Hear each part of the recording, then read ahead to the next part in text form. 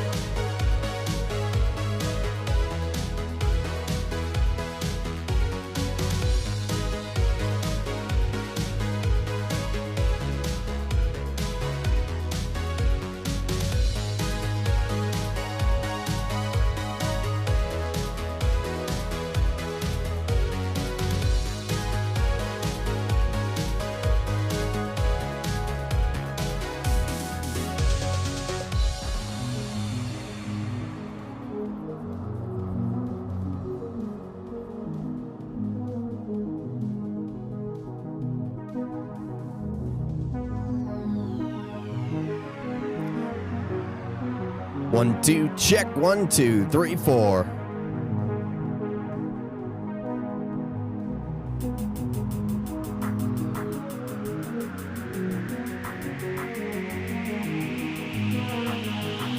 One, two, check. 1, 2.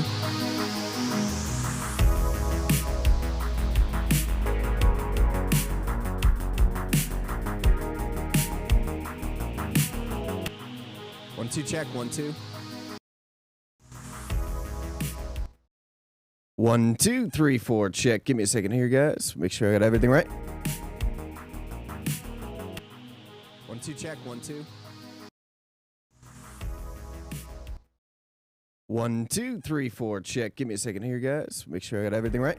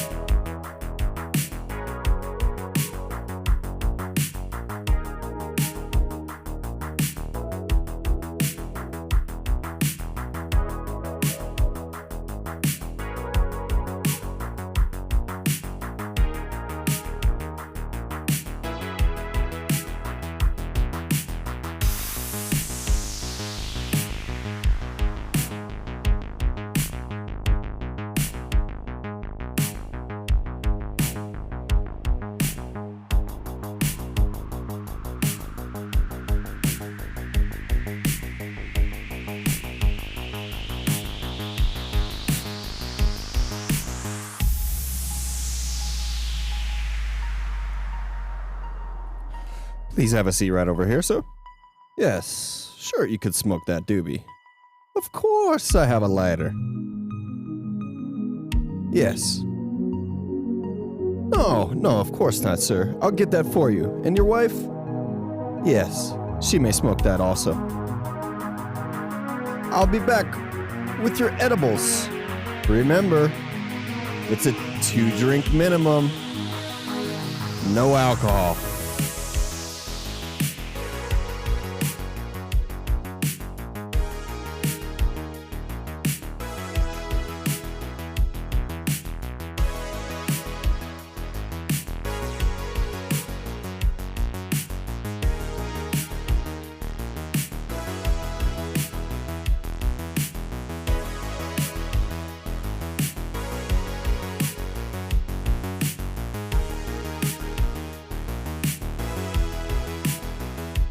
Let me finish this dab.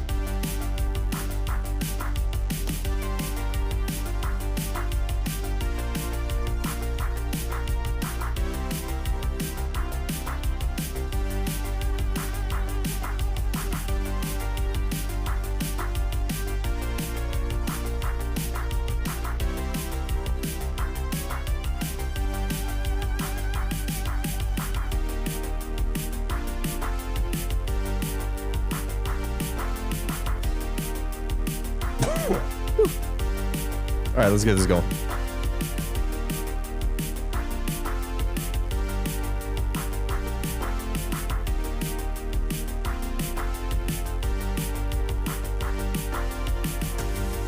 He's a maniac. He's a maniac on the floor. Starting in 2 seconds.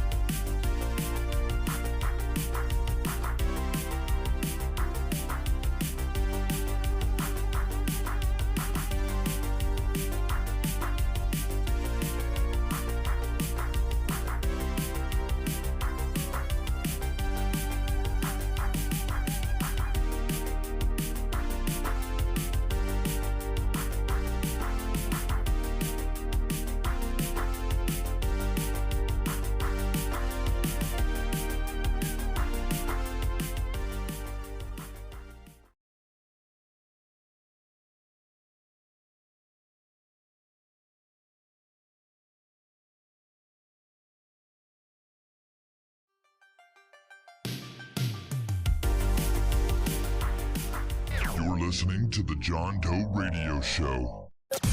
It's the John Doe Radio Show. How much higher can you get? Well, what the president said during the campaign, you'll be surprised to know, will be consistent with what we'll be doing here in law enforcement. And now talking about legalizing marijuana and taxing marijuana to solve budget problems. Prohibition doesn't work. Maybe after 71 years, it's time for a new approach. We should be able to give our kids the message we think is appropriate. A rational, safer choice. Great celebration of freedom. Legalize the possession of marijuana. John Doe Radio. Live.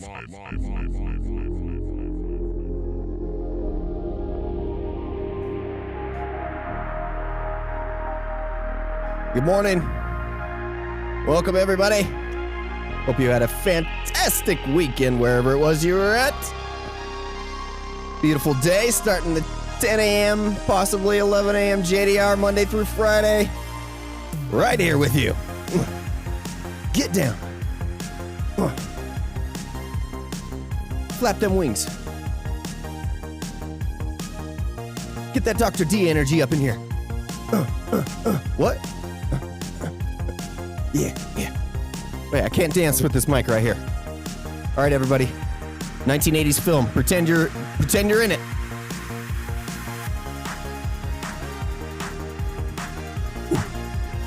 Yeah. Good old Monday. You can do it. Switch it up. Right arm. Left arm. Two arms.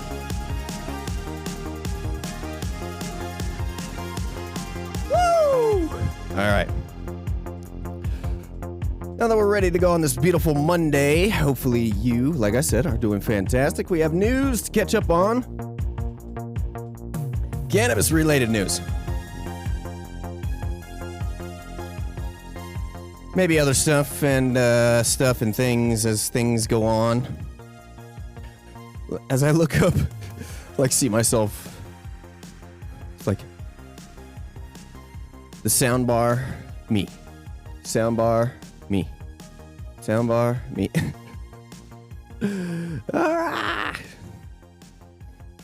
Holy shays. Hey, did you guys watch sports this weekend? You be Tim the Tatman for a minute. Man, can you believe there's actual fourth quarter sports that were going on?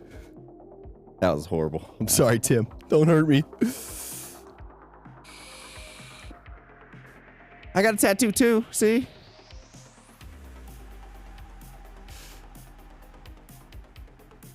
Yeah, you're so skinny and white, Mr. Tim. Yeah, yeah.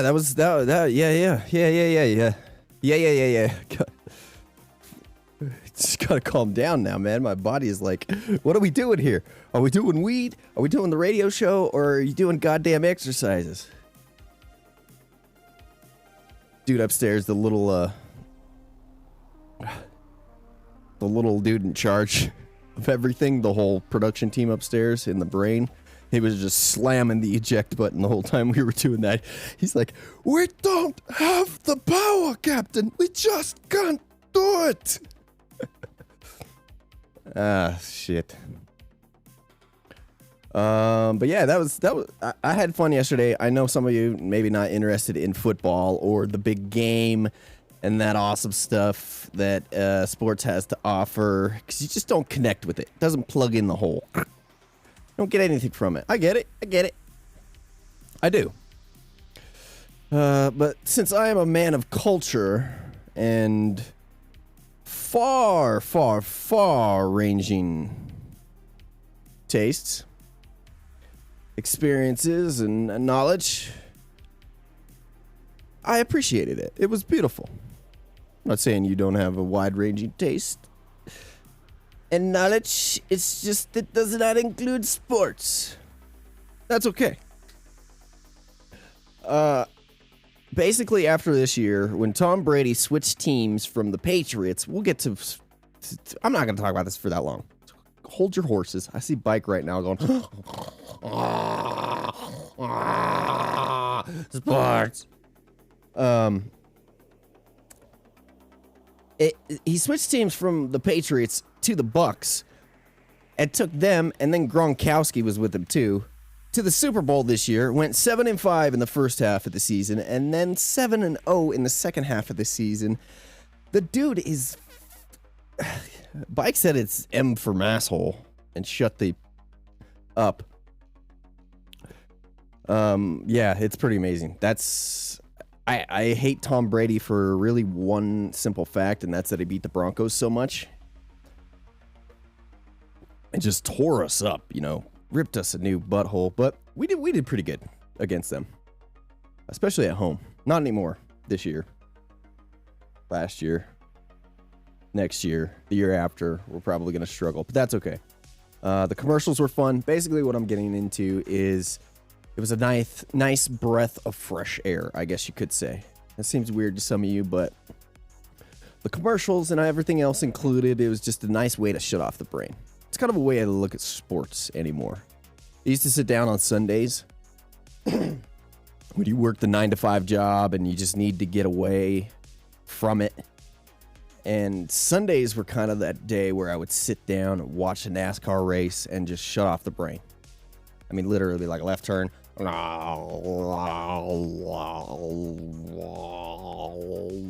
Watched them go around the track. It was good. It felt good.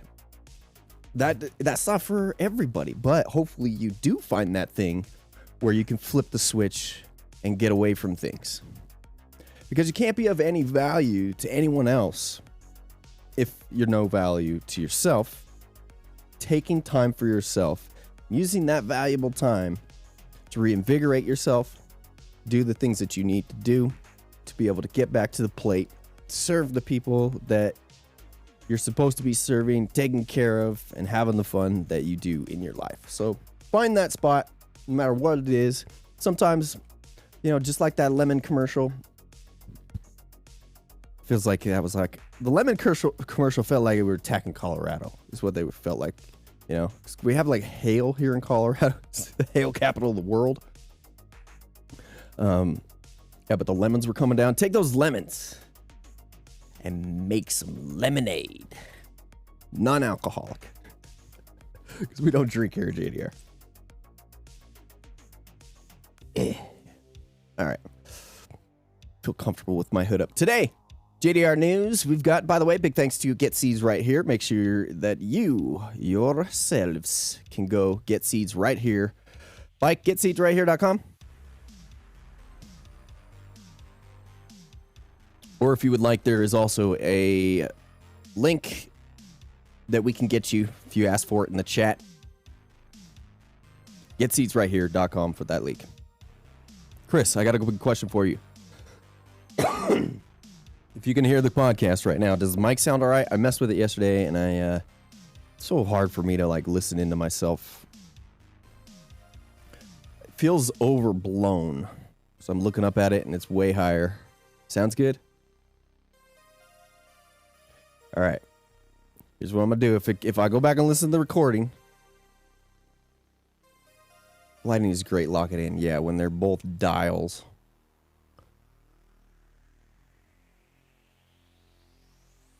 I didn't even mess with it. I reset it yesterday, and then I turned off. That's what it was, is I turned off the LUTs and then just reset the regular lighting. But the lighting, I just turned this one on, so we can't touch that. And then we got to do that. But if it looks good in bike, we're cool. Right? All right. Anyway, Get Seeds right here. Anybody on Facebook would like to get seeds right here? Why did I say Facebook? I meant YouTube. If anybody watching on YouTube, getseedsrighthere.com. Correct, Bike. And you can get yourself a hold of some fantastic information there. And then there is also a Discord link that we can get you to. If you come to the JDR Twitch live, drop a Discord link with you. And we'll see about... We should either include the website or the Discord in the uploads we do to YouTube. Should we include the sponsors links to them up there? Because here's the thing. It's one thing if it's you, but then it's a whole nother thing if it's a different sponsor. And then now we have now you have a link on your website, YouTube, for all of eternity, unless you go back and change it. So you would have to keep you would have to keep a record of that. And then what if things went bad with the advertiser, going back and changing that? If the advertiser did some stupid things, we'll have to figure that out. I guess we don't really have to worry about that right now. Other than get seeds right here. Fantastic spot to get seeds right here. And we'll also do some giveaways here on the John Doe Radio Show at a later date. We get some more people in. I do have one winner. Since I did not get any... Since I didn't hear back from the first winner, the second winner of the giveaway we did this weekend, we were playing video games and just chilling. My good man, 428 GTO, is now the winner, and I'm gonna let him know. Actually, right now, he might be listening. But just so anybody knows that's looking to catch the show, we'll get on the news here in a second. I'm just trying to get all this professionalism and housekeeping out of the way at the beginning. I was laying in my bed last night. I was like, two things. One, we'll do the beginning, middle, and end of the show. Professional, package it with our advertisers, do all the things that we would do if we were actually in a radio station or in a TV station, and then the rest of the time we package that relaxation however we want. But there's still that switch we flip on and we go there. That way we keep that road open when it comes down to advertisers and professionalism and assuming that time for the people that assumed the time. In whatever way they assumed. Yeah, we'll keep a structure that way. And then whatever happens at the extended times of JDR, I'd love to be live all the time. Yesterday had a conversation that kind of hit a fire in me, and I was like, that 100% is right. That there's, even when you're trying to eliminate hurdles out of the way, you still see hurdles in front of you. And even though some conversations don't go necessarily the way you want them, you still look back and say, hey, this is what I could have got from it. And what I got from it was it's time to get a little bit more serious and another step up of trying to defeat some demons personally and create a business. So this, I was like, man, if we don't start 10 o'clock this week, then we just never going to do it. And it's you owe this to yourself. You owe this to people that are really trying to root for you and take care of whatever awesomeness and just being awesome. So let's help them out. Okay. You've helped yourself out for 12 shows now, 11 shows now. Let's switch gears. So we switched gears and forced myself up at 9:30. I don't know how I got up, honestly. I don't know. But it happened. The powers that be, Jeebus, he said, okay, we're going to make it happen today. So we made it happen, which was very cool. So we'll be at 10 o'clock Mountain Time. The alternate start time will be 11, just in case some shit happens. Can't go. So 10, 11 o'clock start time, Mile High. And Monday through Friday at least. Saturday and Sunday, we'll probably be doing some cool games and stuff on here. Maybe other things in the future. But I would like to do some interviews and stuff. We'll see what happens. Saturday and Sunday are not news days necessarily. So unless I was thinking, I was like, how can we stay live all the time and just read and hang out with you guys? That's what I want to do. I don't want to be alone anymore. I don't want to be alone anymore. I just want to hang out and be live. And this is what I want to do. This is really all I want to do. Talk about weed and educate. We can eventually form a system to where we can go from state to state, country to country, and educate people. That will be cool too. Instead of the news, like, I want to build a big newsroom. Now I want to build an education system. Anyway, focus. So that's what we is doing that here. And seriously, aiming for building that community. Okay? All right.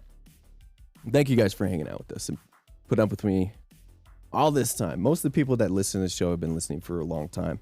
Have been friends of ours for years. So with that said, too, it's time to build into other and tap into other circles. You guys have been here. I appreciate you guys. This has nothing to do with wanting to get rid of you, but preaching to the choir, man. Let's get some new blood in here. Start teaching some new people. Something big that did not happen after the Trump administration left. Well, the first one is that he's not going to be convicted in this goddamn impeachment. The second one is that the hemp and CBD bill that was scheduled to be passed, which no one had really seen and no one had really read, which was concerning, that bill got dropped when he got into office, when Biden got into office. But pretty much immediately, there are other bills that are coming in to replace it. This bill, the hemp and CBD, what was it called? It was called some sort of bill that had to do with hemp and CBD regulation. So we'll get to that. This basically talks about it being a research product and anything derived from it can be researched, etc. And then everything will be expanded from there.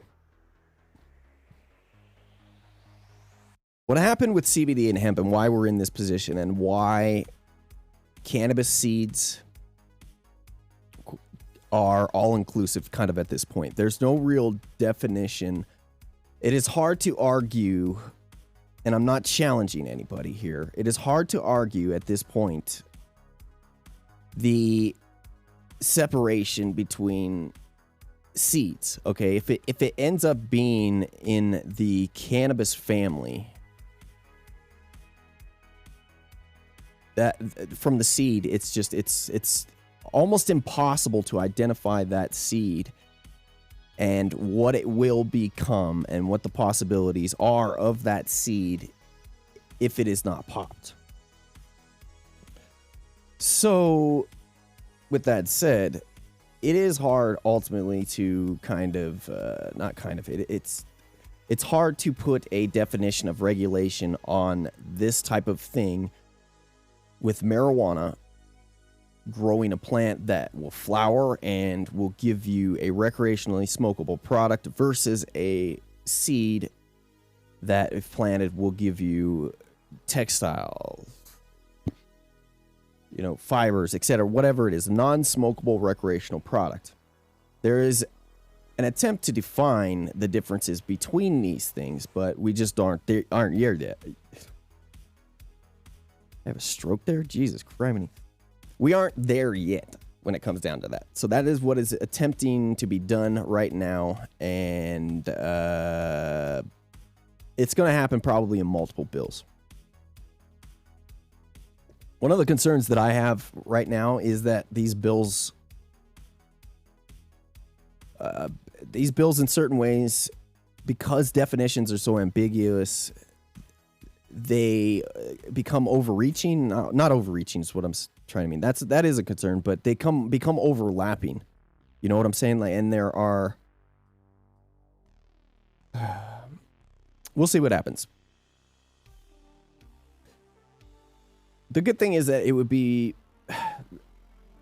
See, my concern is that it wouldn't be just, say, the FDA or one government organization that we're concerned about here, that we would legitimately not only have to worry about, FDA approval, which is included in this first one that we're going to talk about, but also includes the criminal prosecution. So would rely heavily on testing and the inference of officers and the people that are involved at the very beginning, just like what happened to those cats that had the tractor trailer busted in, where was it, in Nebraska? Or was it Nebraska? I think it was, that had the truckload of hemp and the driver was arrested. They tested the hemp multiple times. One time came back not good from one facility and blah, blah, blah, blah, blah. Anyway, it's like the Super Bowl commercial with, what's his name? Oh, man, I forgot the commercial. The guy that was in The Crash, Saturday Night Live, Thankfully Alive. He had a commercial where you don't want maybe. Or I think so. I'm pretty sure is what it was. I'm pretty sure. Okay? That's not what we're looking for in this. I'm pretty sure. Is that we rely on the first people that are dragged off and prosecuted for stuff like this that you know, if they're railroaded, that could mean very bad things for extended periods of time after that for other people. Everything feels really new right now. You know, it's really weird time in cannabis law on a federal level. On a federal level, it feels really new. It feels like we walked into a brand new house that was just built and we're kind of checking out everything, seeing how everything works, getting the response, you know, from the neighbors, trying to feel out how everything is, how cool the neighborhood is. So it truly does. It feels like that on a federal level that even though we've kind of been here before, we understand the process. We've, you know, built new houses and great neighborhoods before and reinvigorated things and dropped crime. And we've been good neighbors. We've been good stewards. Now, is the federal government going to reciprocate this? Are they going to be good with us back? What type of what type of Rambos are we gonna have? You know, that step out of the shadows and try to make a name for themselves with oh, weed's still a horrible drug. What are we gonna do here? Man, I hate when I can't articulate myself the way that I want to, and it just comes out in a bumbling jumble of mess. You know, it's like the pictures that I have in my brain. They're so much more vivid and amazing, entertaining to me than they are to anything I could explain to you sometimes in the words I am able to offer. This is where AI and my man pushing the Dogecoin, Mr. Elon Musk, would come in handy, because then we would have this AI plug-in, and then I would be able to have, you know, like Stephen King sitting next to us. Or not sitting next to us. You know what I mean. The AI Stephen King, and he would be narrating like movie script what is going on in the brain, and then we would be okay. Okay? It's not that I have no clue what I'm talking about, or that I'm a doofus or a beavis, okay? It's that I was just born in a different time. What I was put here for was to retrain your DNA for future generations, okay? That's what I am a limit test. Dear God. And then also we will get to Wisconsin talking about legalization this year. I'm telling you, man, in the first month of all this, the first shift month plus of a new Biden administration, new Democratic administration is what we will say. Because we did see this the last time when Obama got in. His very first term slowed down during the second. But this is just a massive reinvigoration of change, which is cool. And then in Montana. Wait, hold on. And then in Montana, they have DUI shiz going on. Talking about DUI. Montana acts like this is their first trip to the rodeo, when in fact we know that Montana is a big state for things like rodeos, you know, and they should be used to the situation that they're in right now with cannabis. But it's like every time something changes in Montana or something's unlocked, man, my nose is running like crazy. I woke up and it felt like it was like 30 degrees in my room this morning because of the damn wind. Wind, man. Montana, every time something's changed in their state or something positive has moved forward with cannabis, they act like they're, I don't know, it's like a defense mechanism for the conservatives in the state. They just act like they have no clue what's going on. They start flipping tables left and right, and eventually this shiz makes it to the Capitol. For some reason, I don't get it. I don't get Montana. I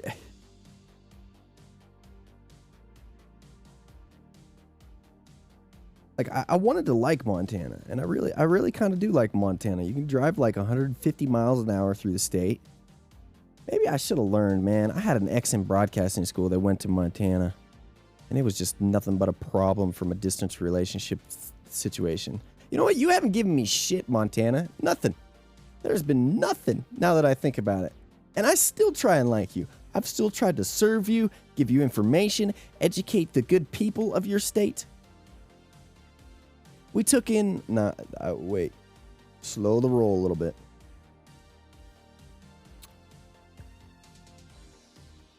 That just hit me. This is not joking at all. In any ways, in any means. You railroaded. It's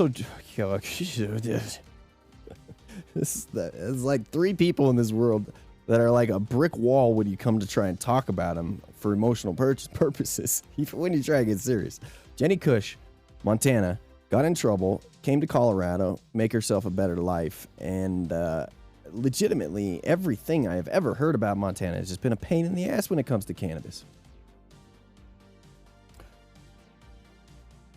And it's like what I try to like balance. Okay, do I really like Montana? No. Okay, that was the final straw right there. I'd forgotten in a way.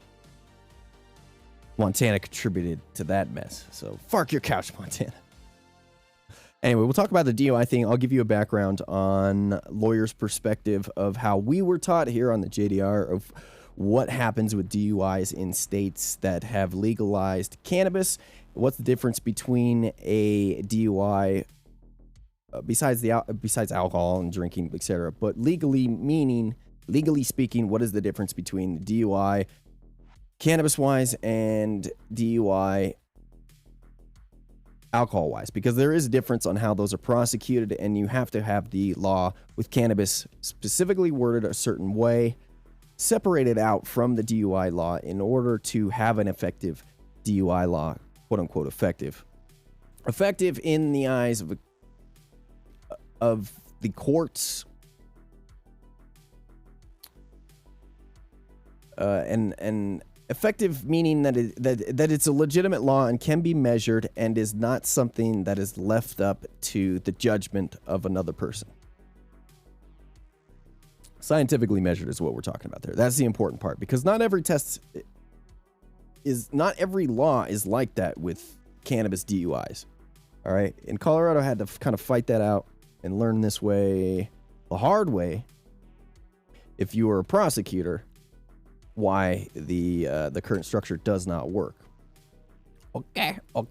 And then I'm going to play this video here, and News 10 from Virginia. I think I've got it from a part which would validate legitimate fair use here. Because we have demonstrated here in the past week that John Doe does not understand shit when it comes to Virginia. No, I'm kidding. I'm extremely embarrassed. I have to say, after Friday, let's get this camera off of me. Wait, what happened to my border? There we go. No, I'm just kidding. I kind of have to look you in the eye here. So, we talked about Virginia last week quite a bit and legalization there.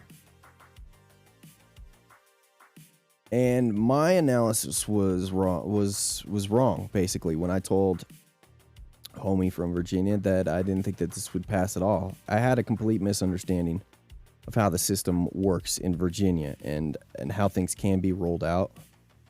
And with that, taking what I know about Colorado and most other states, and this is not too crazy from what happens on the East Coast. They have weird things like this, and really anybody, even Colorado, can order a special session to get something done. Just having two bills cross over and be made into one bill, overly complicated, includes quite a bit more say than some other areas do, and it's just a different way of operation. And I got to admit, it's something that I don't have a lot of experience with. I have quite a bit of experience in looking at legislative processes and ways and bills, etc. I feel pretty confident when it comes to that stuff. About as confident as most people could be that are just not, complete wonks and plugged in all the time. And I did spend a lot of time on Virginia. I spent hours on Virginia. The only thing is like these things are not necessarily laid out on how they happen or what could happen. You have to pretty much know how the process works as a whole and go from there. So not knowing how the process works as a whole, those two bills, any other state probably would have died. They wouldn't have made it to their goal, which was to individually pass quickly, and then at a later date, they would come together, be merged into one bill, and then sent to the governor's desk. I didn't get that. Had they been not that way, I still think that they both would have died. But they were introduced when they were introduced because of the plan to argue them that week quickly, get out the big things that they wanted to get out, and then hold a special session, special committee to argue more about the bills. So that's where we kind of are in Virginia. I'll play this video for you here in a minute, and it'll kind of explain a little bit more of what happened and what's going on in the future from good people in Virginia. So I do kind of apologize. I feel like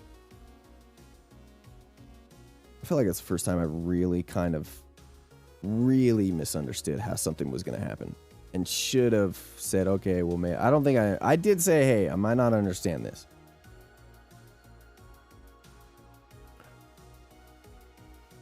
Idiot.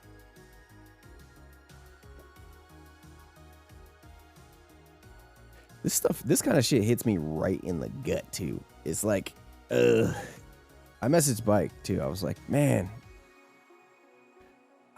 God dang it, man. I really farked up the Virginia shiz.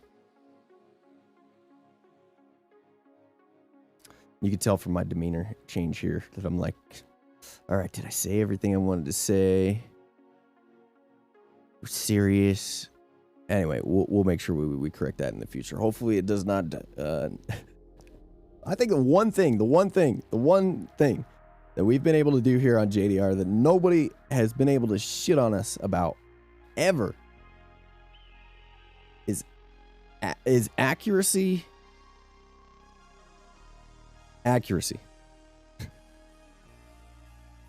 Being right, and then when we are wrong, fessing up to it.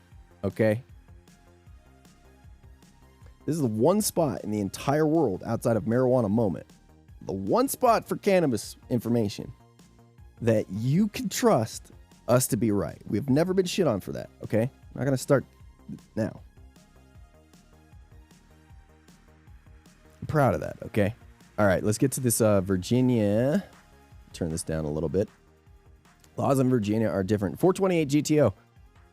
You won them seeds, dude. Now that I see you. Hold on a second. Let me make sure since you're in here. I apologize man. The more people we get into chat, the worse it's going to be for the people of YouTube. You know what we might do? We might do 2 shows a day. The second one would be me just kind of like reading through the news and getting a quick load up to YouTube. Kind of like that idea. Okay, let's switch back to this.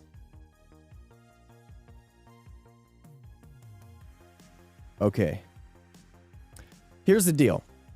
When it comes to live show, etc., everything, we are going to make a new rule. There is no 0.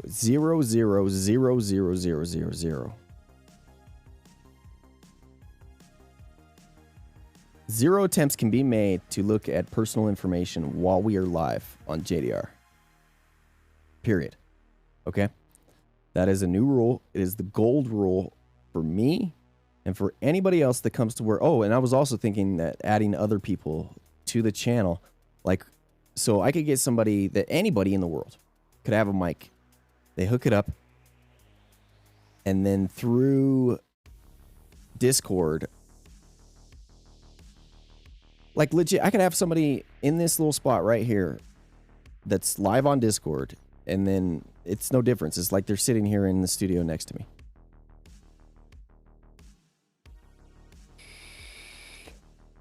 But here's the thing. You have to challenge my quality.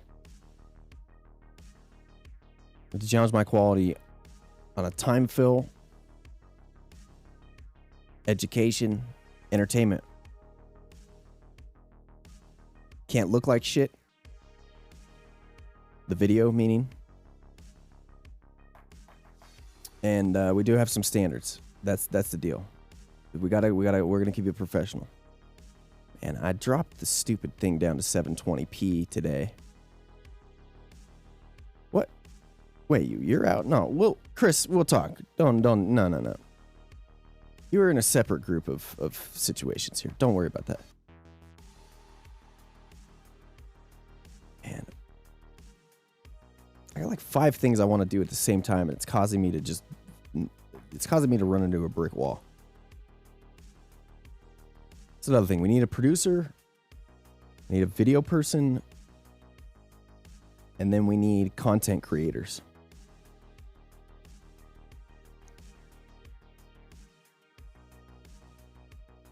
All right, that's for a different time and place. No, hey, listen, I said the camera. The camera and everything, the look. Okay? Just because you're ugly as fark doesn't mean you can't be on camera, okay? Have you looked around on Twitch? All right, maybe not the just chatting session. Man, Bike posted a picture last night and memed it inside our OG chat on Discord. The chat that shall not be named. I think that's what Co calls it. And it's like from a couple years ago. And I'm like looking up at the camera, you know, all happy, wide-eyed. And then my beard, it was colored in fully. Now we got this gray.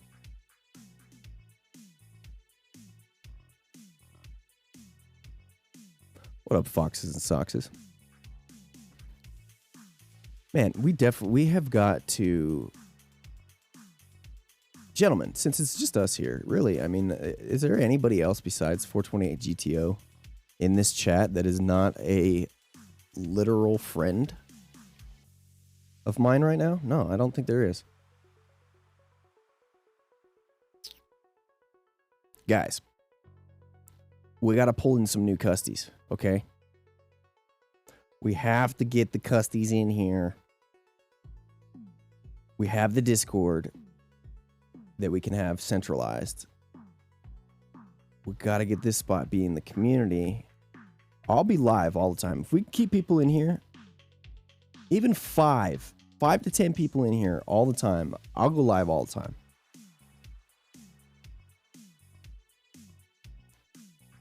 Did I say except for 428 G2? No, I meant even you. Yeah, that's my bad. I was thinking about 10 things in front. You'll do an Instagram post tomorrow if you make the ad. If I make the ad. Yeah, I got no problem with it.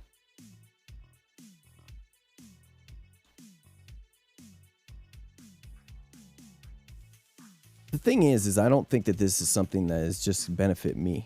Like, I think this is something that, quote unquote, man, I don't want to say this has saved my life. That's not what I mean. it will make everything meaningful for me. But at the same time, that's not what I'm going for with what we're doing here. That's not what I'm going for. I want to be a tool and a conduit for others. To be honest with you, if we can make things happen here, pay bills, have things comfortable on that level, from here on out, connecting other people, doing what we did on the show before, this is an instance where nothing is coming out correctly in my brain. What happened? There was 15 minutes ago, we just started thinking about serious shit, from the funny start, the happy start, the good start, where I wanted to go with everything. Silliness and focus. We're still doing good. We're just hammering out the details. But having people here consistently, and then being able to put together shit with those people, and being a conduit of education, connecting, business, etc. It doesn't entice me to sit here and talk to everybody for hours and hours on end and then just walk away and get nothing from it. I want to see people succeeding from something that we've created. And it was just poking me last night of man, we're not doing it good enough. We're not doing it good enough. And by we, I meant me. Me. So I was like, number one, 10 o'clock start time. We got to change that. And then 2, I was like, this whole purple thing, I don't know if that works either. So we probably flip this to black and white again. Everything. I do like the 3D action on really high quality screens. This outline that we have, this generic floating in space that we have. I love it. I do love it. I love purple, all that stuff. But it doesn't match up with me and my black and white. We gotta go black and white, I think. For some reason, Mike has become this amazing artistic dude. He's probably always been this amazing artistic dude, but he's unlocking his artistic talents the older he gets. He's Bob Rossing it up, baby. And I'll float some color combination ideas by him. I need a chroma key. I do have a chroma key.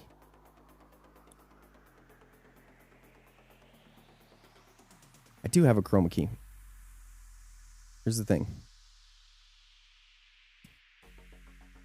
The chroma keys are set to green screen now.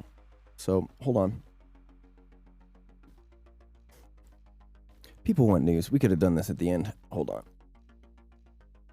That's all right. No expectation. We flip that off. We got a blue light there. These lights are not going to be bright enough to work for. So we got a chroma key here.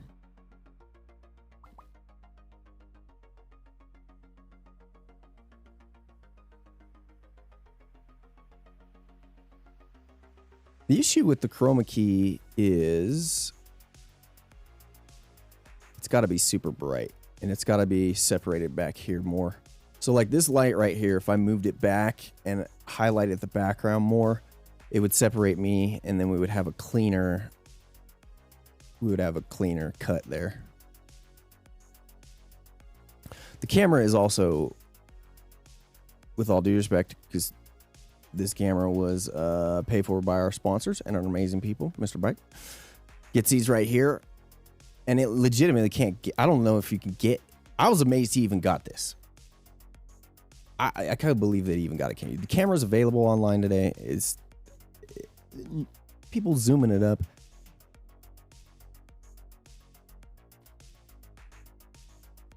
But the camera is another thing. Being able to change the iris and all those important things with the lens. This lens and stuff doesn't move. The options for it are darkened out and stuff. But like low light and stuff like that, you can change the iris, the lens, etc. Then I can like do smoothness here. Oh, no, don't do that. Jesus Christ. Anyway, what am I doing here? We're so sidetracked.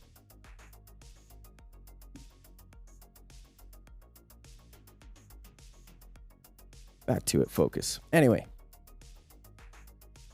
there's a lot of stuff to work on. And we don't do just a little audio only on Twitch. I have just a little feedback. I stream audio only on Twitch. I have 1 bar service where I live. Yeah. So that's one thing that I considered hugely. Bigly, my friend. I considered it bigly. So right now, I did not change the settings to be different when it comes to the bitrate. So it's 5,000 kbps bitrate. And then as an affiliate, if the servers allow for it, it'll allow you to drop down menu and then you can switch the quality. My question to you is, will it let you switch that to like 160p, etc.? Sometimes it'll allow that for affiliates, sometimes it won't. Sometimes you're only able to have whatever the source is. Bottom line, which we're having a problem today, it looks like, with dropping frames a little bit. Drop like 1,500 of them. The video card. I think the video card is the main thing. So the video card... Focus, John Doe. I had it up to 936p, 60 frames a second. And we played some games and realized that that wasn't going to work, probably. The loop deck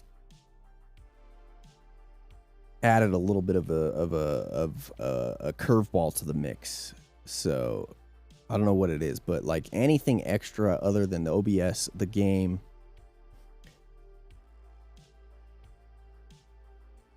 OBS of the game or whatever, other things in the background for some reason chop it up. So maybe changing it to 4,500 kbps. Anyway, I changed it to 720p, 60 frames per second, and that's where we're at now. 720p, 60 frames per second. It's at 5,000 kbps, so it should look better than a normal 720p because we're pushing those 5,000 kbps, so it's jamming the pixels. And I also have this hyper tune turned on, and it's looking ahead a couple frames and tuning the frames there. So hopefully that's working with the camera a little bit better this week. Not a big difference, but it should help the sharpness and the pixelation. All right, let's get to news, guys. Once again, this week, starting on Monday, we got Virginia lawmakers. We're going to give you a redose of that and fill you in on exactly. I pretty much explained it. We're at a point where they are going to get a committee together and combine the two bills that were passed for legalization. Anything that's going to be coming out right now. Marijuana banking protections must come with sentencing reform. This is interesting. We'll get to this. This just came up. A lot of these federal stories are coming from either committee meetings, because the bill is starting to be formed right now. So they're either... Generally, these things are being talked about in... God, talk, John Doe. Inside meetings where these people that are running the committees, etc., in the committees, whatever, are being interviewed and introduced, and some of the first things that they're talking about are cannabis, which is cool. And then we will get to the committee meetings, and they will discuss the inner workings of these bills and hammer them out. That's when we'll see, okay, this bill represents this. Right now, what we're seeing is leaks, I guess you could say. Not really leaks. It's just weird that they're like so out there at this point. Details of what will be inserted in the bill being formed right now. As we talked about early last week, Cory Booker is going to be introducing a bill with one or two other senators. And that will be a large, all-encompassing bill. So they're trying to pull together as much information as they can It's a hot topic with all these guys. Very, very, very, very, very, very, very exciting. Hemp and CBD, that's one of the first ones I want to get to after this Virginia bipartisan marijuana research bill introduced to the Senate. That's also a hemp and CBD bill. So it looks like this week what we're going to be talking a lot about, which lines up with our guest this week, Mr. Adam Dunn from TH Seeds and Hemp Hoodlum. We'll get personal with Adam. That's really kind of where I want to go with Adam this week, and talking with him about the seed company, about his life, family life, getting married, having a kid, the businesses he's got going on right now. I talked about it with Adam last week. It was on the Adam Dunn Show Friday with Adam, which is on YouTube. Just Google that, the Adam Dunn Show. I'm sure most of you probably already do listen to it. Has some great guests on that show. Dave tries to keep them focused and in line. God, I thought that when we had JDR with, say it was like Derek, me, and then Bike and me, I thought there was a lot of shit talking on those. But holy shit, the Adam Dunn Show, they live to just give each other shit. It's like a couple of old guys there, and I'm an old guy now. God dang, man. Last night, I referred to The Weeknd as the future on Facebook, and nobody corrected me. Maybe they thought I was just drunk or something, but they did not correct me, and I felt like I was 90 years old when I finally realized it was The Weeknd last night that was doing the halftime show and not Future.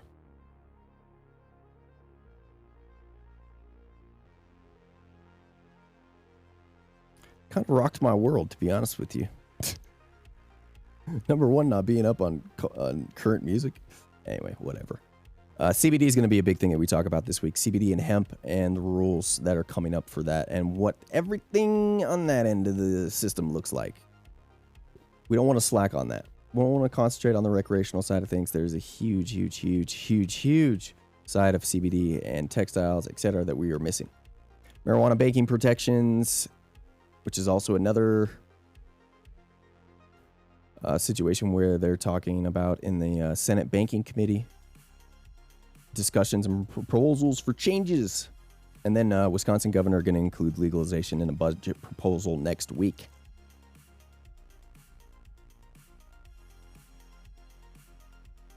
Mike, is it chilly as fark where you're at? Across town? It feels cold as shit today for some reason. It's weird. Let me pull up this. There we go. Friday was a historic day in Virginia. The House and the Senate vote yes. Hold on.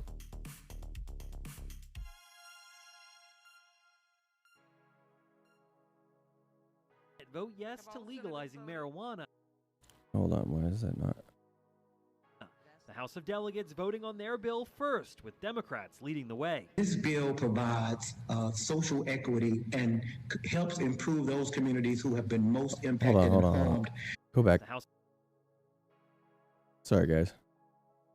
Friday was a historic day in Virginia as both the House and the Senate vote yes to legalizing marijuana.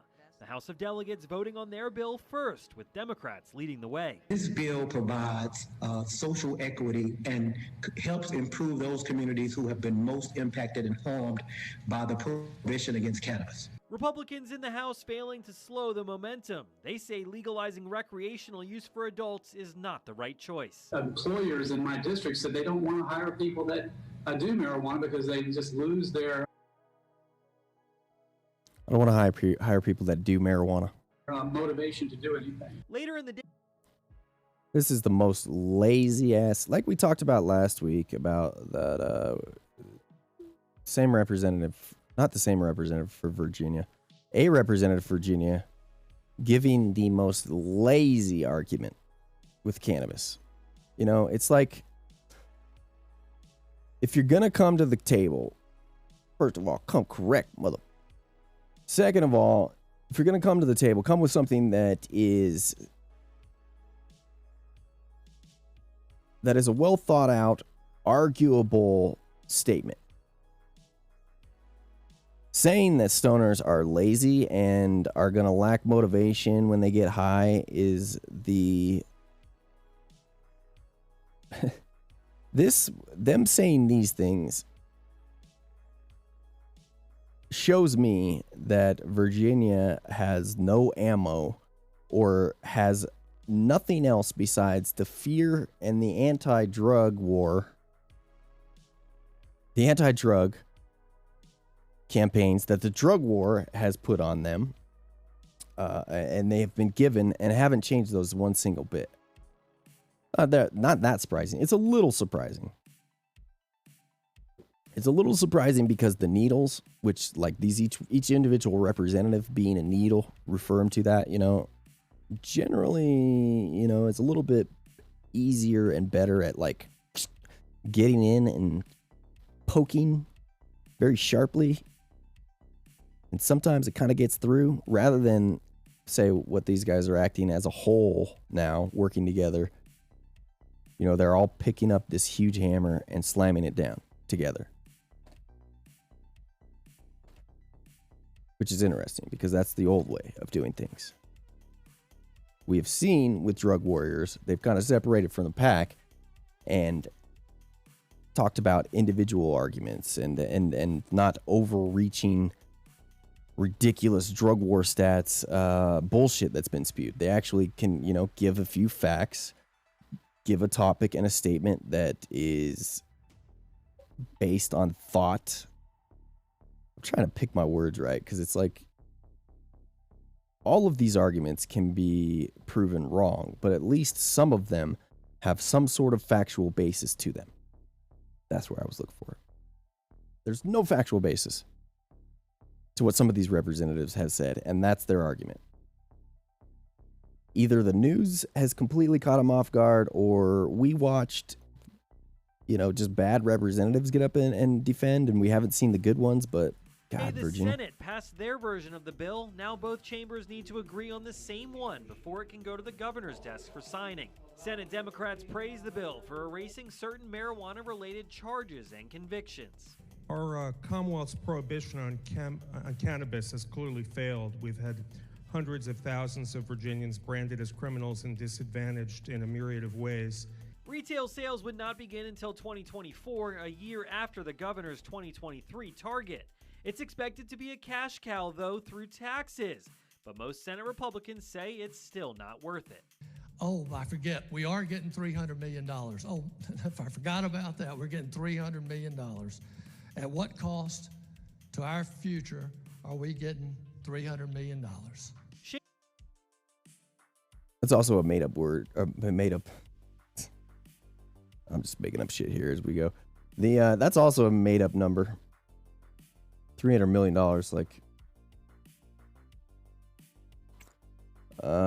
nobody knows. I don't think Virginia has an accurate estimate of how much money they would be able to make through taxes on a legalized system. Because I don't think they have an actual accurate number. A lot of the numbers, even from other states that have tried to predict this, have been off too, so. And this is also another argument that is solely based on emotion. Are we getting $300 million? Shane Dwyer, 10 News, working for you. To our future, oh, I forget, we are getting $300 million. Oh, if I forgot about that, we're getting $300 million. Yeah.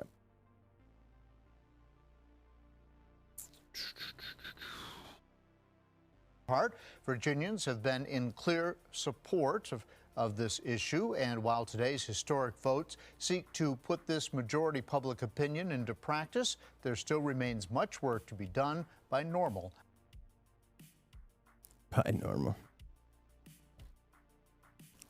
You guys see what comes up? I watched 2 wrestling movies. Not even movies. I watched 2 wrestling interviews with Stone Cold and say The Undertaker, and this is all I get. Stone Cold's funniest moments. full segment, The Rock and Ronda Rousey. Somehow this Top Gun 2 extended trailer. Like, that's legit. Whole thing. I had to say, hey, enough of this. Because I was going a little overboard with body cam footage at a certain point. That was probably not healthy.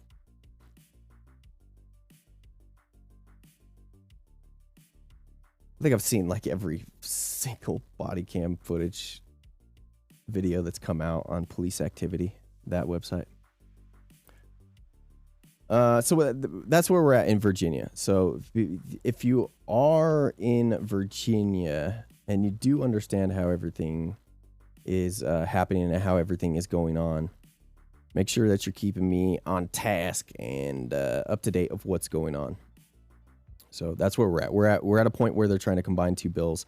There will be a committee that is announced where they introduce those two bills and hammer them out, and then that bill that comes out of there will be sent to the governor's desk, and then the governor will either sign or veto the bill.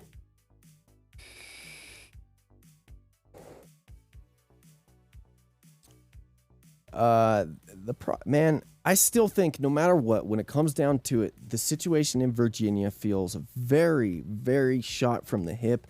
It doesn't feel finished, maybe because it isn't finished.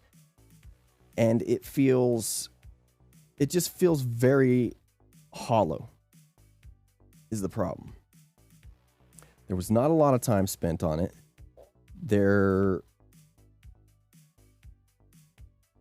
Man, maybe that's where it comes in with this committee, and they argue these bills out, and it seems a little bit better. I don't know. Maybe it's also because I just feel unfamiliar with Virginia. You know what I'm saying? All right, I'm gonna go grab something to drink, and I will be right back. Thank you guys for hanging out with us here on the JDR. We're gonna take a dab when we get back to you. All right, I'll be right back.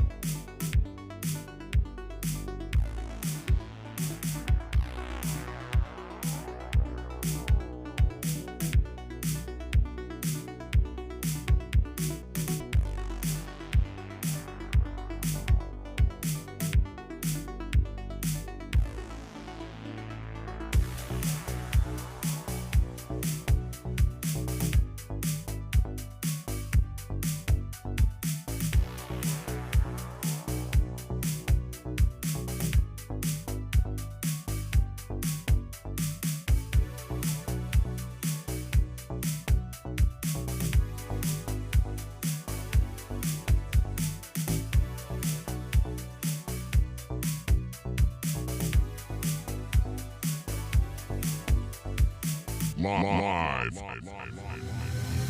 John Doe Radio.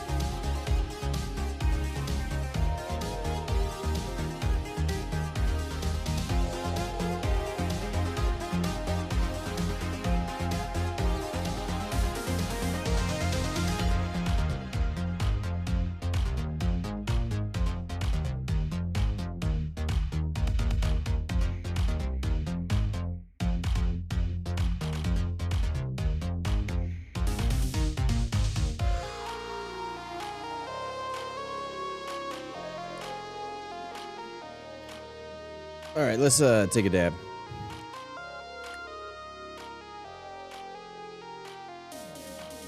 We come back and do a second show this afternoon and just rock straight news.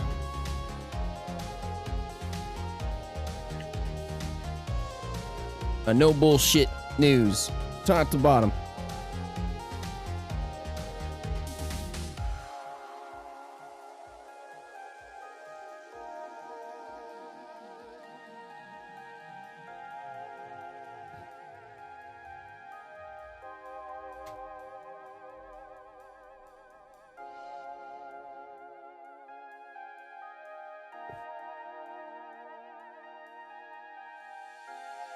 Oh, that's a big one.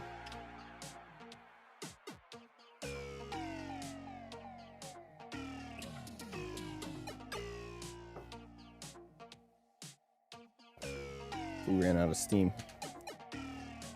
Ran out of heat.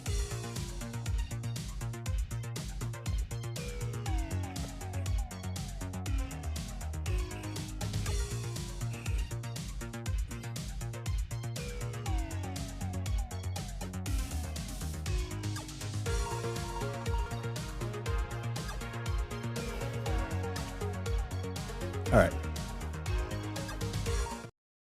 Whoops.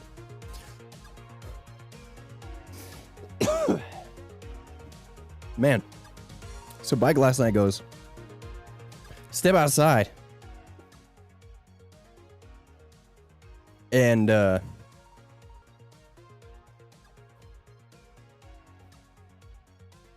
we all stepped outside. I went to go get a burger. Whew. It smelled like shit. It still smells like shit.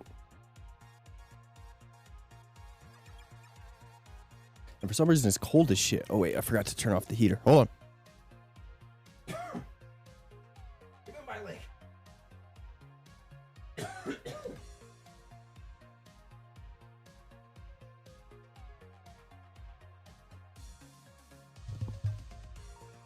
All right.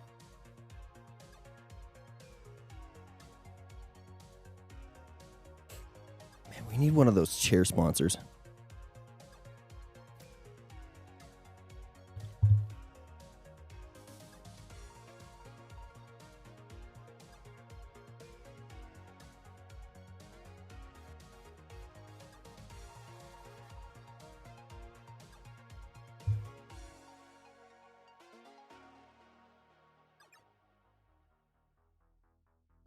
All right. This is when it helps to have a co-host who fills time.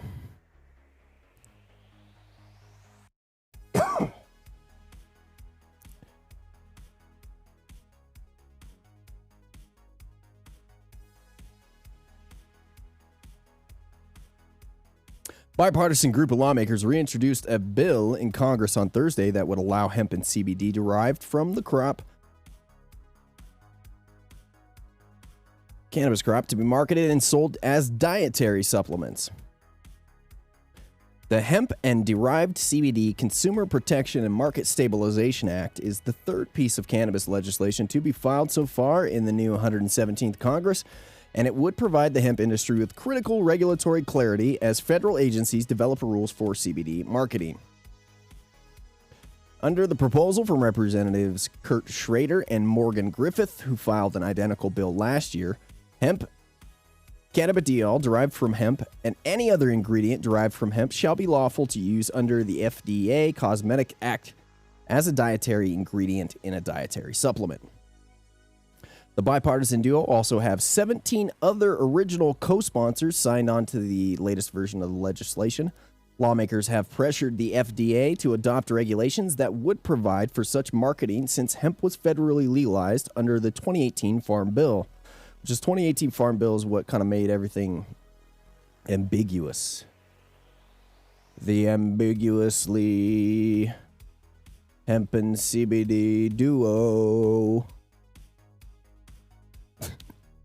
But so far, the agency has simply offered enforcement discretion guidance for these products while it continues to craft formal rules. Representatives Schrader and Griffin have shown true leadership on this issue, and we anticipate support continuing to build as it progresses through Congress, said Jonathan Miller, General Counsel for the U.S. Hemp Roundtable.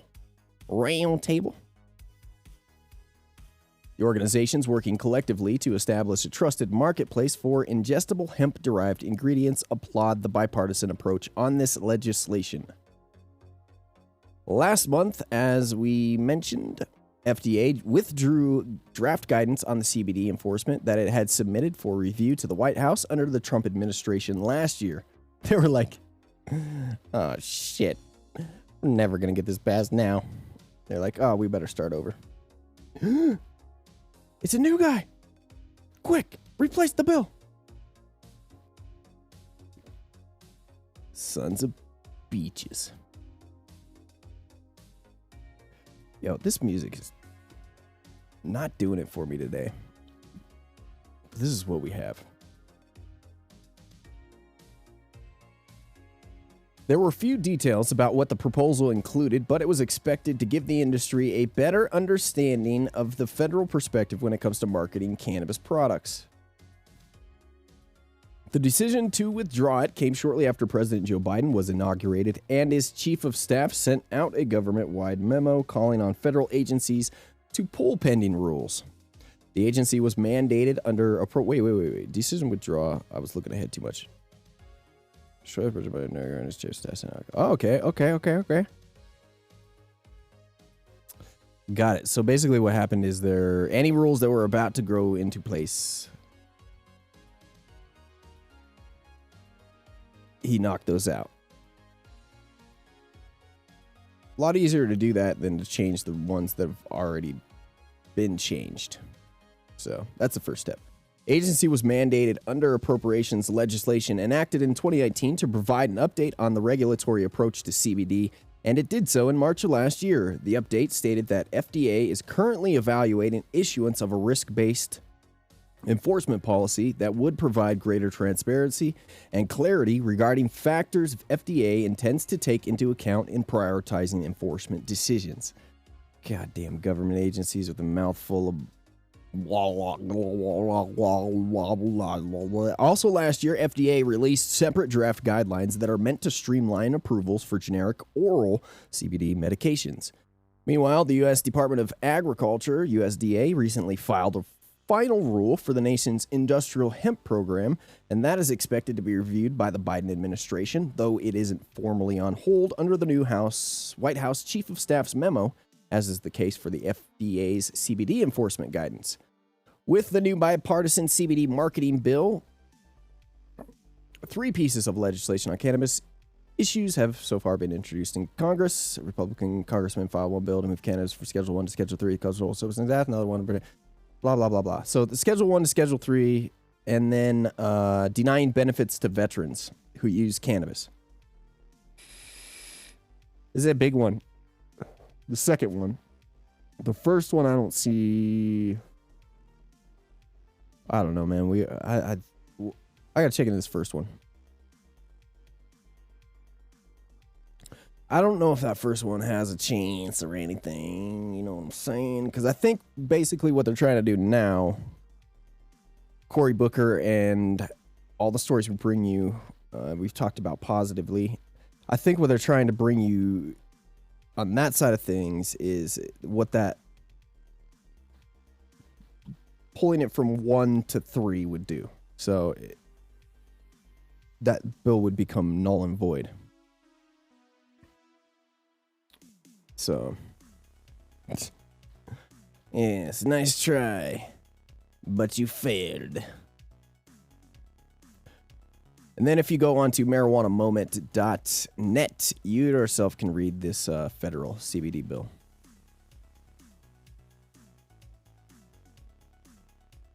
Which is 2 pages long.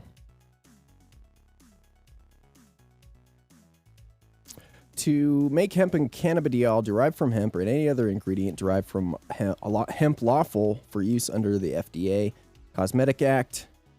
I mean, you probably pretty much just copied and pasted this up here. Let's see here. Beginning date, 90 days after date of act. Hemp, derived from hemp, any other ingredient, dietary supplement, requirements for dietary supplement which contains new dietary ingredient. All other applicable requirements for dietary supplement in the FDA Cosmetic Act. And then it defines dietary supplement, has the meaning given such term. The whole bill just refers to other, basically just adding cannabis or hemp and CBD into the definition in terms of dietary supplements. That's literally how it's written. Simple, easy. See, shiz like this is important stuff. This is good that this is this short. Say this again one more time, mother trucker. All this is doing is transferring things over, so that's good. We don't need new rules, new laws, nothing like that. No inferences, etc., etc. Let's not be silly, though. This is not, as we talked about up here, this is not all we're going to see. Very little, almost nothing changed with this. So. Bipartisan coalition of senators reintroduced a bill that is meant to promote research in cannabis. What the fuck? We just read that. These sons of bitches went and combined the damn story on me. All right, so we just read that, and then I'm not going to pick through the story on what they added new-wise. So that came out on late Friday, and then they updated the story just now on me. Damn it. Marijuana banking protections. Moving on. That's not what I wanted to get to after that, though.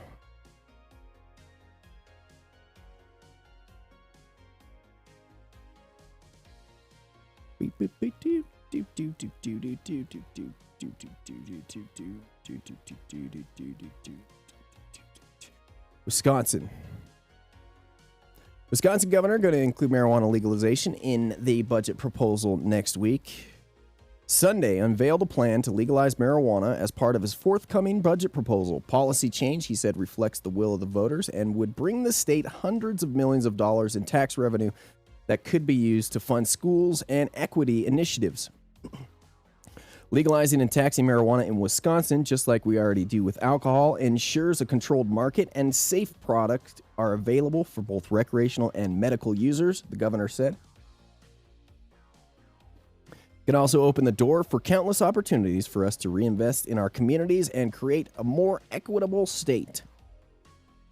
I'm waiting for the day where I go to put the cup back right here and I'm reading and I just set it on the edge and it goes. Poosh. I haven't done that in a while. It's coming.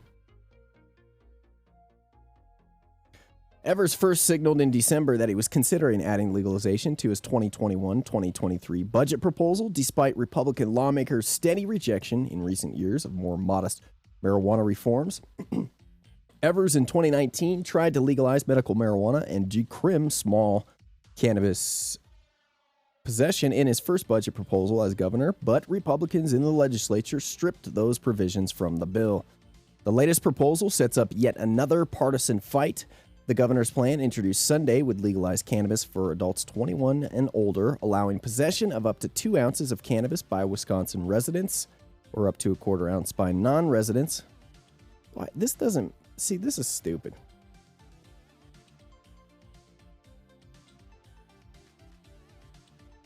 This is just... It's just so dumb. It doesn't make changing the bill... It doesn't make passing the bill any more difficult or easier to pass the bill. With this added in, it's just a silly provision. And really what it does is it affects people that are coming for tourism. So... people that want to come to your state for one reason or another that maybe end up with cannabis, maybe they all put their cannabis together and for some reason didn't know they had to separate. They had an ounce. Didn't know they had to separate that between, a few people, 4 people or so. And they get stopped by a cop.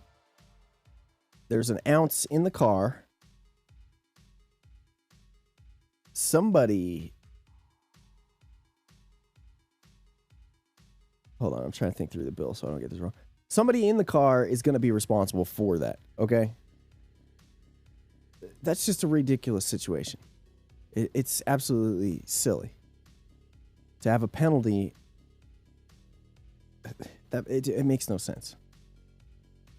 My brain was trying to separate this out into something that would make sense in a bust in some sort of way, and really it comes down to the cop. If the cop wanted to be cool, he'd say, all right, whatever. Or if you want to be a dick, it's like you're an out-of-state resident coming in, spend time, money, tourist, and now you're in trouble because, number one, you're not a Wisconsin resident with a quarter ounce. Or, yeah, you know what I'm saying. Proposal would also legalize medical marijuana, which would not be subject to a retail tax. Sunday unveiled a plan to legalize marijuana. Hold on a second here. I want to look into this more. Sunday unveiled a plan to legalize marijuana. Hold on. Marijuana. Wisconsin. See if I can find more details on this. Proposes. Early Sunday morning announcement. Blah, blah, blah, blah. Don't allow. X out of that.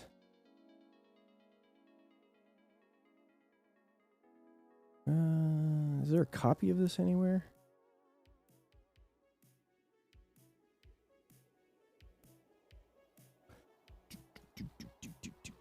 $2013, 2021-23 biennial budget. Wisconsin. Let's see here. DOA, talk biennial budget. Agency requests. Let's see here.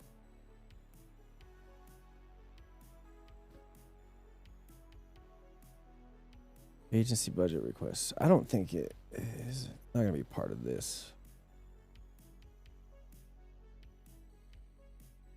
Anyway, I'll look into that. I'll try and find the actual bill and the reading of what it says. What those penalties would be. Because that's silly. That doesn't make a lot of sense. You're down to dab and reclaim. Dear God, no. Dear God, no. What have we done? Another state. Awesome state. I assume Wisconsin is an awesome state. Jesus Christ, how many pages did I pull up for this? All right, there we go. It's funny if you guys could see down here. Since I have my Twitch up, but my cam is in the way. Let me see if I can... No, that's not going to work. Anyway, it went away. I get the notifications when people go live. You know, pops up bottom right-hand corner. And I followed this person for one simple reason and one simple reason only, okay? Because I wanted to see how long it was going to take her to get banned. And I wanted to keep an eye on just the ridiculous shit she was trying on Twitch. I won't mention the name. There are other people I follow in the just chatting to hang out with and you know, take relaxation on the eyes. But this is not one of them. You know, beautiful person. It's just the cake smash that was done. You know, you're like scrolling through just chatting and like you see the screenshot of what's going on, I was like, what the hell is going on here? And sure enough, it was banned, I think, for like 3 days for that. Just that. I was blown away. Now doing them in a different way and has not yet been banned again. Man, the testing of the waters is very interesting to me. Fascinating.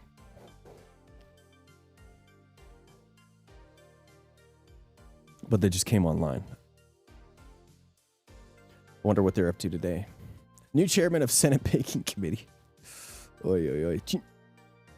Says he's open to advancing a bill protecting banks that service state legal marijuana businesses, but it must be passed in tandem with sentencing reform legislation for drug offenses. Like Amaranth. Like, that's not who I'm talking about. Amaranth. Like, I can watch, when she's talking seriously, I could sit down and watch the podcast she does and other stuff. Very entertaining.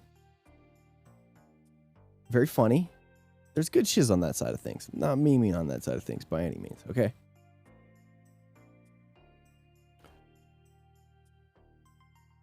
It's just pushing.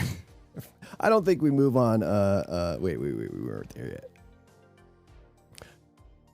Senator Sherrod Brown, who recently took the top seat in his panel after Democrats secured a majority in the Senate, told reporters that he's willing to move the bipartisan Secure and Fair Enforcement Banking Act, but it needs to come with sentencing reform.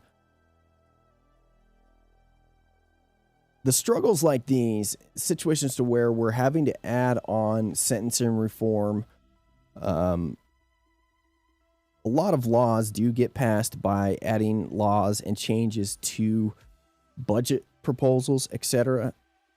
A ton of stuff federally gets added to the federal budget that normally would not be added or could not be passed by itself, but because it's part of a larger all-inclusive bill, it gives more weight to what's being added to it because the whole bill just has to pass for function to happen, for effectiveness of whatever program they're putting forward, or the overall everything government in general, from a federal standpoint on a federal budget, and then a local standpoint, state-wise, state budget. So that's quite often how things get added in and how change is made on this level. And again, we see it here. The sentencing reform for the Safe Banking Act, this is something that... let's get it done however we can get it done, but this stuff really should be attached to the all-inclusive bill that Cory Booker is going to be introducing in a couple months. It should be separate, paid attention to in that way.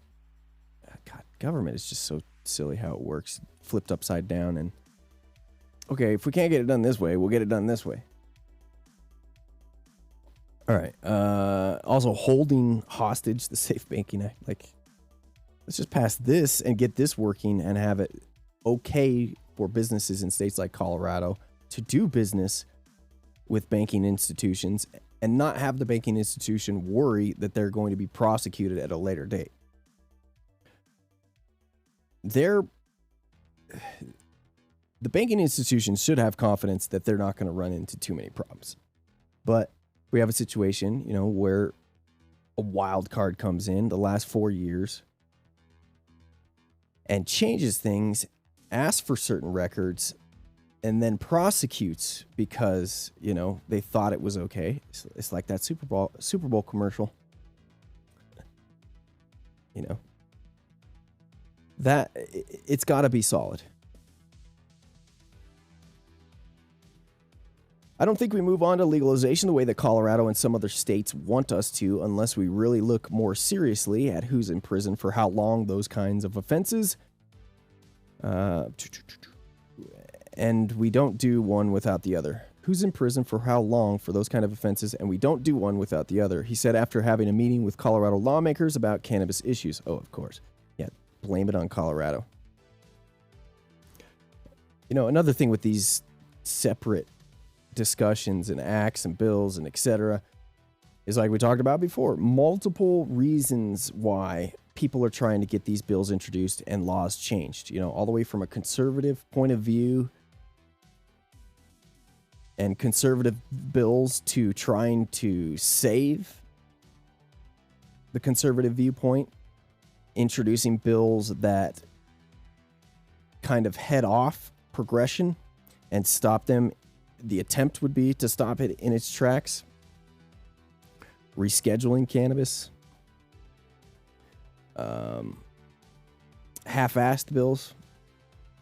Just like that. You know, the Republicans coming in and saying, okay, we know these changes are going to happen. We know that we're going to face legalization eventually. What's the best thing that we can do to put a dam or a stop to that in the meantime?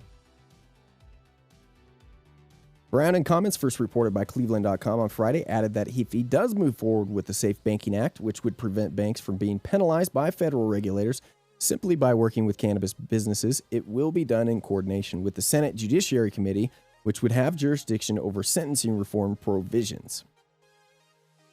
I'm pretty sure that happens no matter what when it comes down to it. And I'm not nailing on this bill. I'm not saying that this getting this done is a shitty thing. I thought I took this out. Did I not save?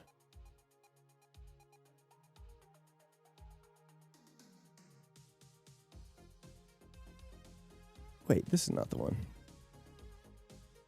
This is my 80s song. This is the 80s, this is the 80s cop song. We got to keep this one in here. I'm not saying that I hate this bill, and I hate this result that this could lead to. That's not what I'm saying at all. Vape Nation, dude. What I am saying is the process to get these shiz done, just like in Virginia, is convoluted and full of a bunch of bullshit and ways to drive a wedge into the progress that is happening. And that's politics in general. And yeah, it's that way for a reason. Stop crying. I would say the same thing to somebody else that was saying the things that I am saying right now. That's the way it works. But god damn it.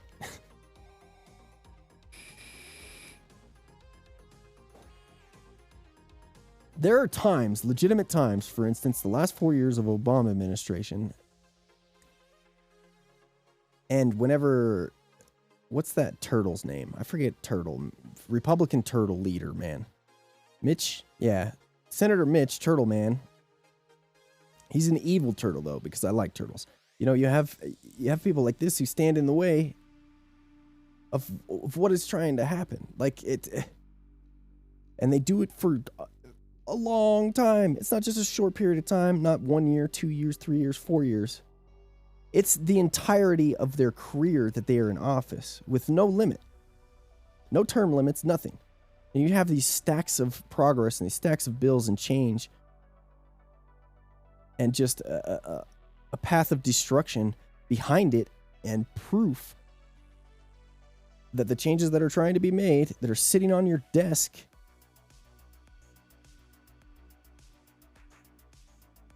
proof that they're trying to fix it and trying to move forward.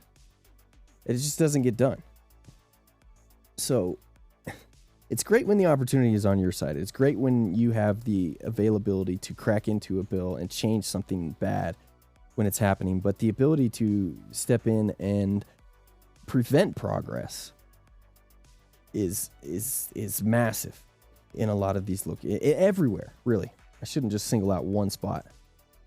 It became clear, very clear to me how easy it is, though, and clear to me again how easy it is. Sometimes you forget to throw a wrench into the mix.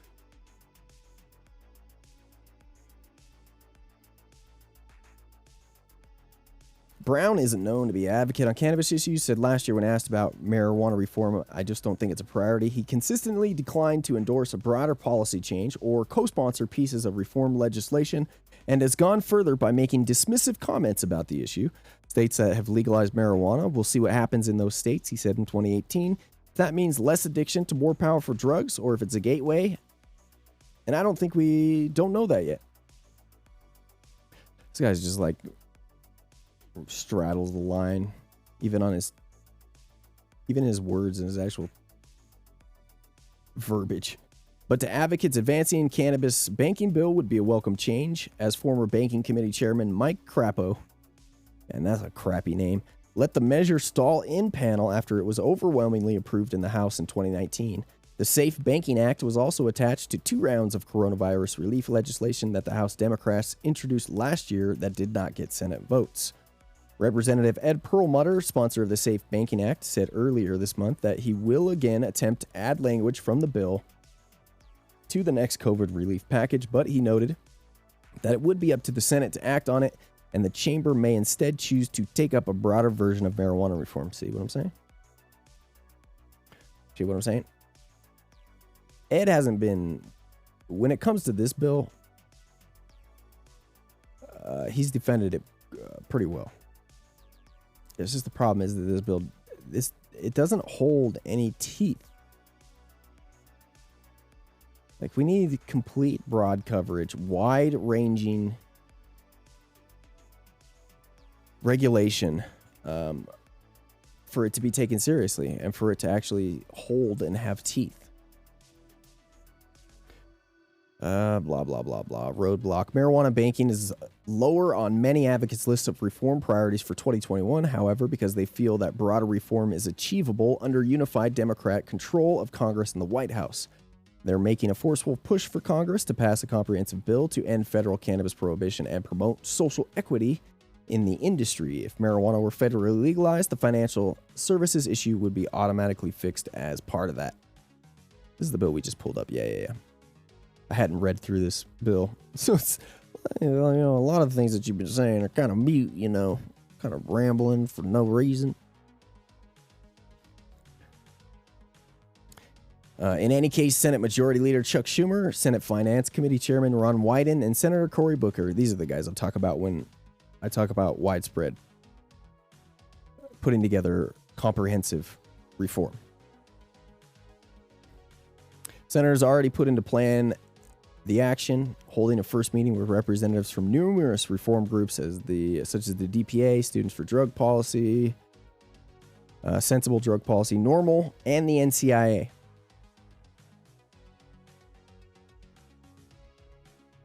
I wonder if dude is still the leader of this. I know that guy. I know him. I know people in his. I know people in all these. These last two, though, I've had headbutts with. These two. Especially this one. And behind closed doors with this one. Wyden, meanwhile, recently said that his goal will be to end prohibition and come up with sensible tax and regulatory oversight at the federal level. This is a framework that I've championed, and I will be championing it as chairman, he said. What has NORML done for you, really? Like, besides keep the idea in people's brains that marijuana needs to be legalized and move forward. Man, that's for another show. We'll get into that. The leadership capabilities. Ooh, I could go so much. I could just light it on fire right now. Oh, we could just take out all of the black energy and anger and just darkness. Don't give your money to NORML, okay?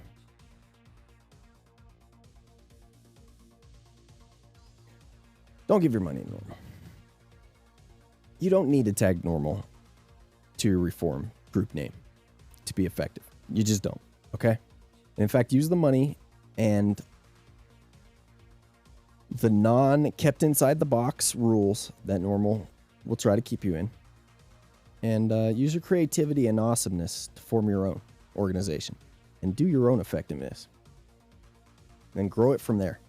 Kind of like Safer did here in Colorado. That's been the most effective, is when grassroots activity has started and then been taken care of, grown like a beautiful flower. Whatever. The states that have seen the best reform are the states that have people that are most active and have done their own thing, formed around what is effective in their own state, not been given rules, held to dues, etc. Blah blah blah blah. Right. We'll just keep that as the main argument for now. In Montana, speaking of idiocracy, marijuana becomes legal in Montana with certain guidelines. As it becomes legal, there's new concern among law enforcement roughly 1 month since the measure took hold. That's because in a state already plagued by drunk driving epidemic, the new projections coming from the Montana Department of Justice show that DUIs could increase due to marijuana use.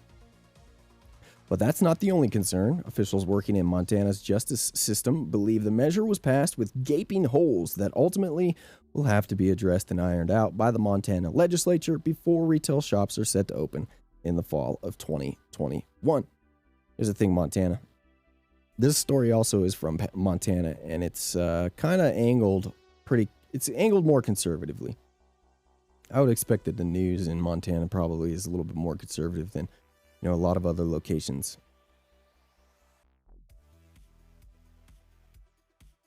But you've already done this, Montana. You're reinventing the wheel. You've had a system of sales in stores, licenses, etc. that was pretty loose, actually. Was about as loose as Colorado's, if not looser.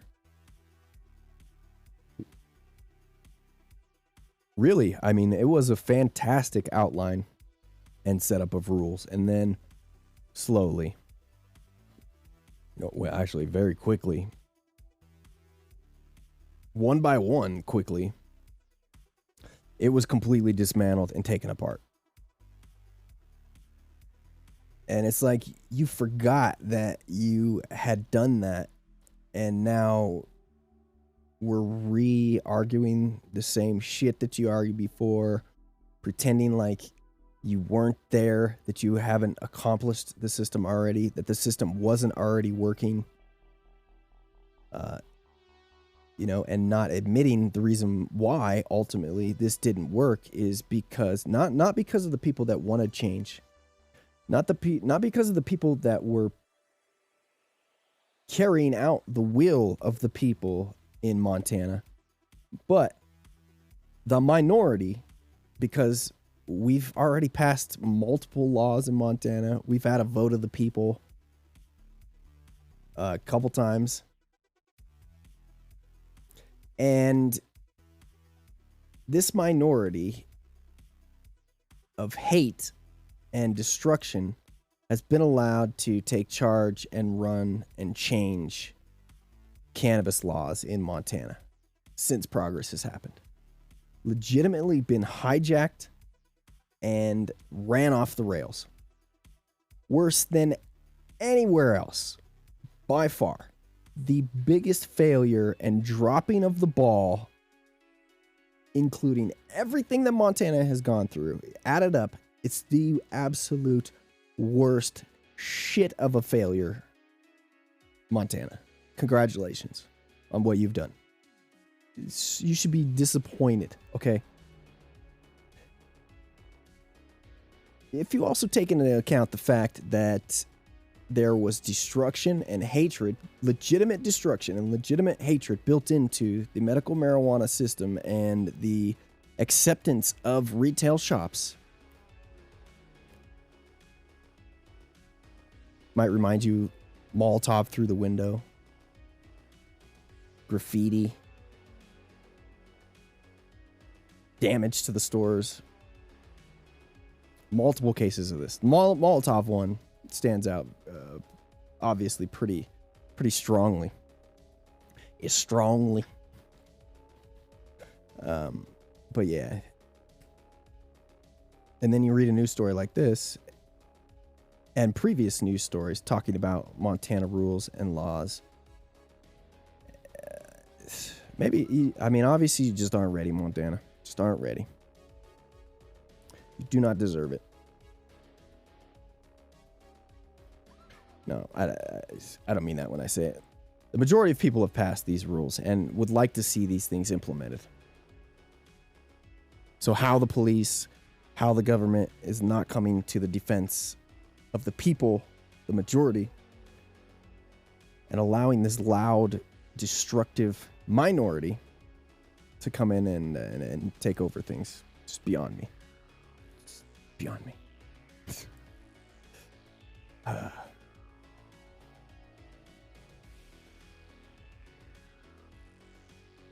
Where was I at? On a brisk winter morning in January, police officer Eric Schnellbach was parked outside Pauley Drive watching cars drive by. I was working in the school zone here and just looking for speeders. You already know where this is going. We got a cop. We got a kid in a school zone. How are we going to argue that? Tugs on all the heartstrings. Pulling out all the stops here. I was working in school zone here, just looking for speeders, said Schnellbach. He says usually his work consists of catching the most common offenses, those who are running red lights or crashes, but on this day he caught a speeder going too fast through a school zone. He admitted to smoking marijuana just before driving, Schnellbach said. He's a member of a specialized traffic enforcement team trained to handle a variety of enforcement scenarios. That morning, Schnellbach pulled over a driver allegedly under the influence of marijuana. Yeah, that's what he just said. Officers look for various things when it comes to drivers under the influence. According to Schnellbach, there was an odor of marijuana, bloodshot eyes, and several other observations similar to alcohol DUIs. Really? So if this officer is going to use similar to other observations with alcohol DUIs in court, he's going to fail. Yep. He's gonna fail. Legitimately. And that's been proven time and time again. All right. We need a blood draw. And I'm not saying we need.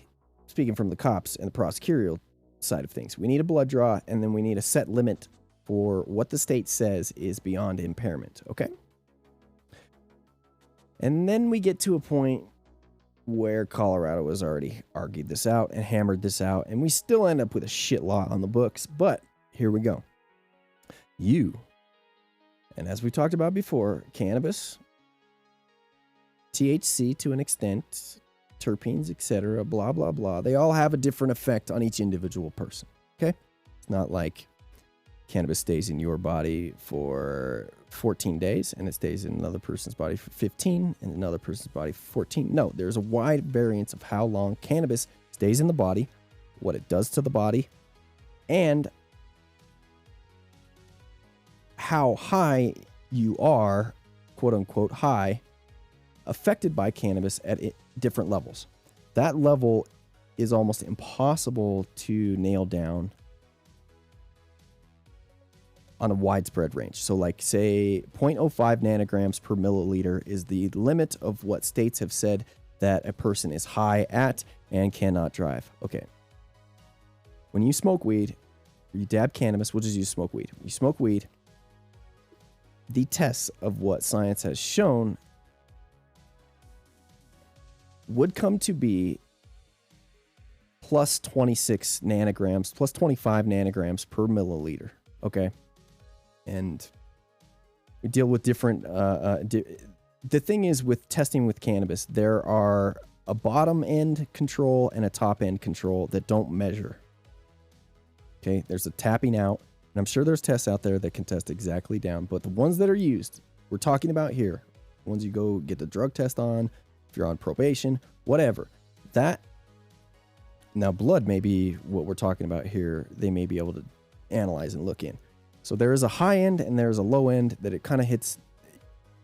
You hit that low end and the meter doesn't register under. You hit that high end, the meter doesn't register after. Get it? Got it? Good. All right. Okay. That goes to point out that our accuracy in testing still kind of way wild and crazy and all over the place. And there is in some areas not a 100% accurate range that you can nail on. And then each individual person, you may test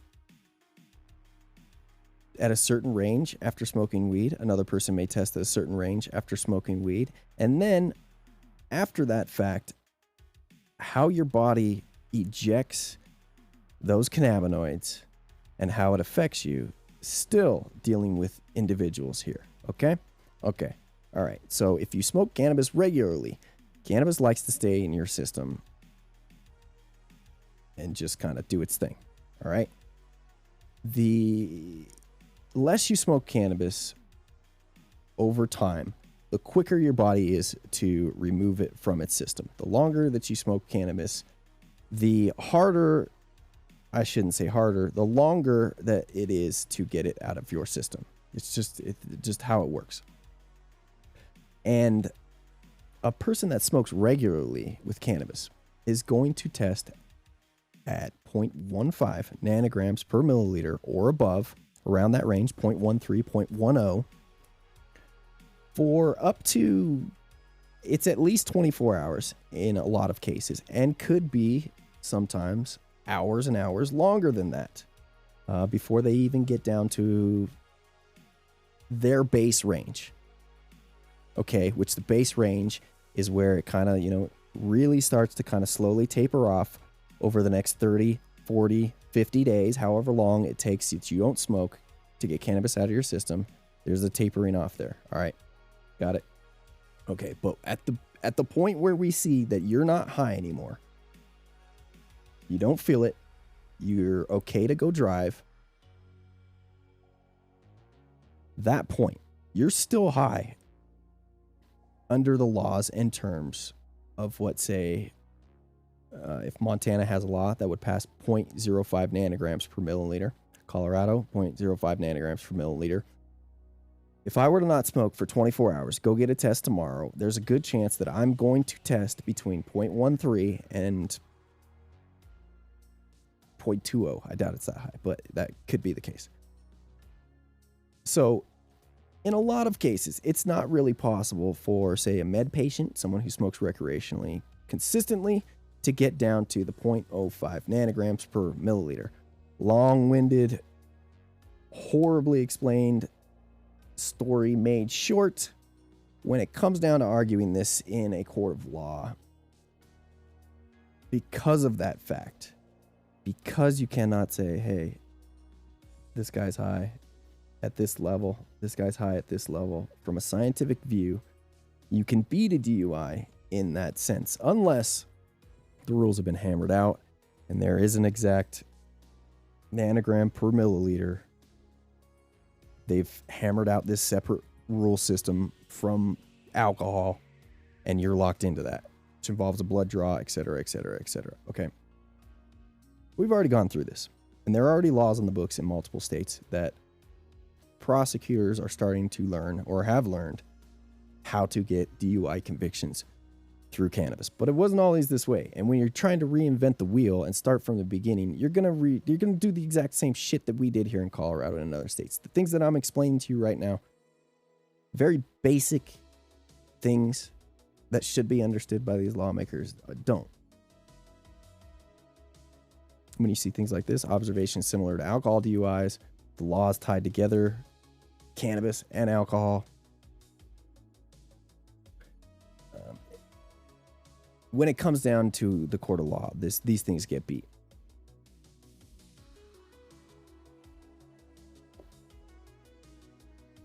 Eventually, they're going to get back to that 0.05 nanogram. They will be able to prosecute you.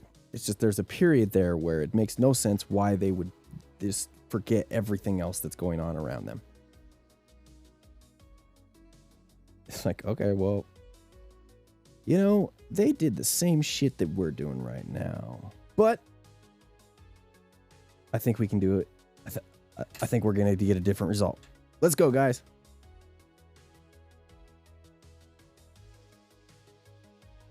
Back to the story. All right, talking about this guy they pulled over for cannabis DUI. He admitted to smoking marijuana. Just, first of all, don't admit to anything.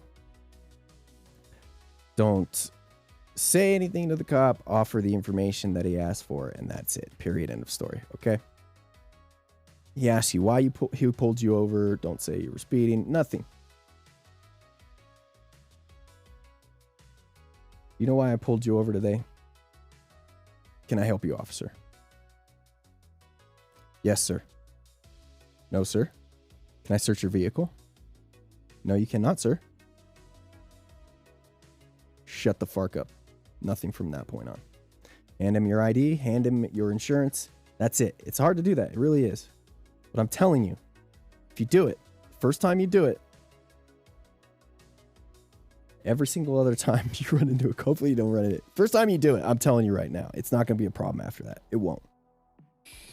I've been pulled over with 100 pounds plus of weed in my car. Granted, I've been pulled over both illegally with things, weed and money, and told the cop no, and did not get searched. Turned around, gave me a warning, actually, for speeding through town, because he didn't actually catch me speeding. He was just trying to harass me. And the second, third, fourth times were product deliveries and working with companies here in Colorado. Every single time in the middle, in the mountains. If you're driving through the divide, anywhere on either side of the mountains, I don't mean just the divide, either side of the mountains, basically the beginning of the foothills to the other side, just go the speed limit. I even got pulled over going with the speedometer, or the speed control, whatever the fuck that thing's called, set at the exact speed limit. You know, like coming down a hill, you maybe go like 2 over. There's like 4 state patrol car on the side of the road. It's like 11 o'clock at night. Come back from like Grand Junction. And I'm almost home and coming down around the last like stretch down to get into town, Denver. You know, you come out of the mountains and you just see like Denver and everything. And these 3 other cops must have just been sick of this young guy. And they were like, hey, go get that guy. Legitimately going 2 miles, and he came pull me over, and I had a bunch of weed and shit on me. Manifested, state of Colorado, product for retail store. And he's like, it really smells like weed in here. And I'm like, I have a lot of weed in the back. Here's the manifest. If you'd like to check it, go ahead. No problems. And he looked at it, handed it back to me. He's like, just slow down for me a little bit. Sent me on my way. Not the only time that exact thing happened. One of the first times, I didn't have any cell service or anything. And I'm like at one of the highest points you can get anywhere. I forget. I think it was in Park County. And this cop out of nowhere just flies behind me. There's nobody, and it's pitch black. It's dark. You're driving over a divide, over a pass, a mountain pass. And he comes out of nowhere and pulls me over. There's 2 of them. And asks for license identification. Comes back to the car and he says, man, it's really, I had like probably 150 pounds of full flour in the back, and it was just in trash bag. God dang, companies here in Colorado is beautiful. Trash bags full of weed in the trunk and in the back seat. And the dude goes, it really smells like weed in here. Maybe a little bit more than personal. I was like, gave him the manifest. I was like, moving product, everything you'll find here on the up and up. If you'd like to check, feel free, sir. Goes back to the vehicle, blah, blah, blah, comes back, gives me my license, give me a warning, and then hands me back the manifest. And he's like, sir, if you would, we'd like to learn a little bit more about this. They don't know shit. They don't know how to check the manifest. They don't know the limits. They don't know anything. So they asked me to fill them in on how the manifest works, how that's all legal, etc. Blah, blah, blah. You know, I'm sure they took a picture of the manifest and wrote down all the information for a later date. First story with the first young guy, he didn't. But these guys, I'm sure they took a picture, but legitimately didn't know. It wasn't a situation of like they were trying to test me. They were like, hey, could you teach us? All on camera, because, you know, hit that record button. It's weird. But anyway, the more you deal with that situation, the better, okay? Or the better you'll be. Not the more you deal with it, the better it is. The easier it does get for you.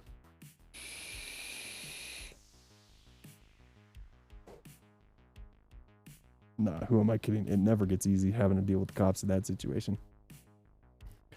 All right, let's finish out today with, did we get to everything? We got to Virginia.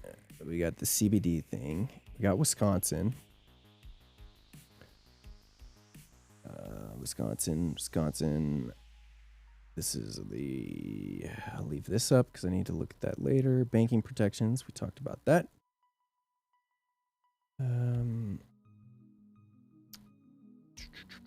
Anyway, basically the rest of this story is them shitting on cannabis.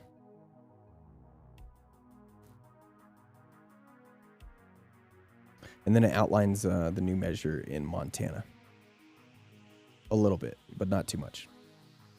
It's not a very good news story. It's just a reminder that DUI is something that will come up, and it's something that is possibly forgotten about until these things are challenged in court, which is silly. I don't know. There's a thing, though, like as we talked about, the 5 nanogram legal limit, eventually going to probably end up in court either way, no matter how well they write the law. So really, we're just rambling.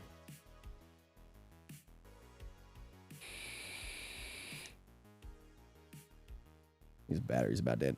Let's do Massachusetts. We haven't talked about Massachusetts yet, really, this year.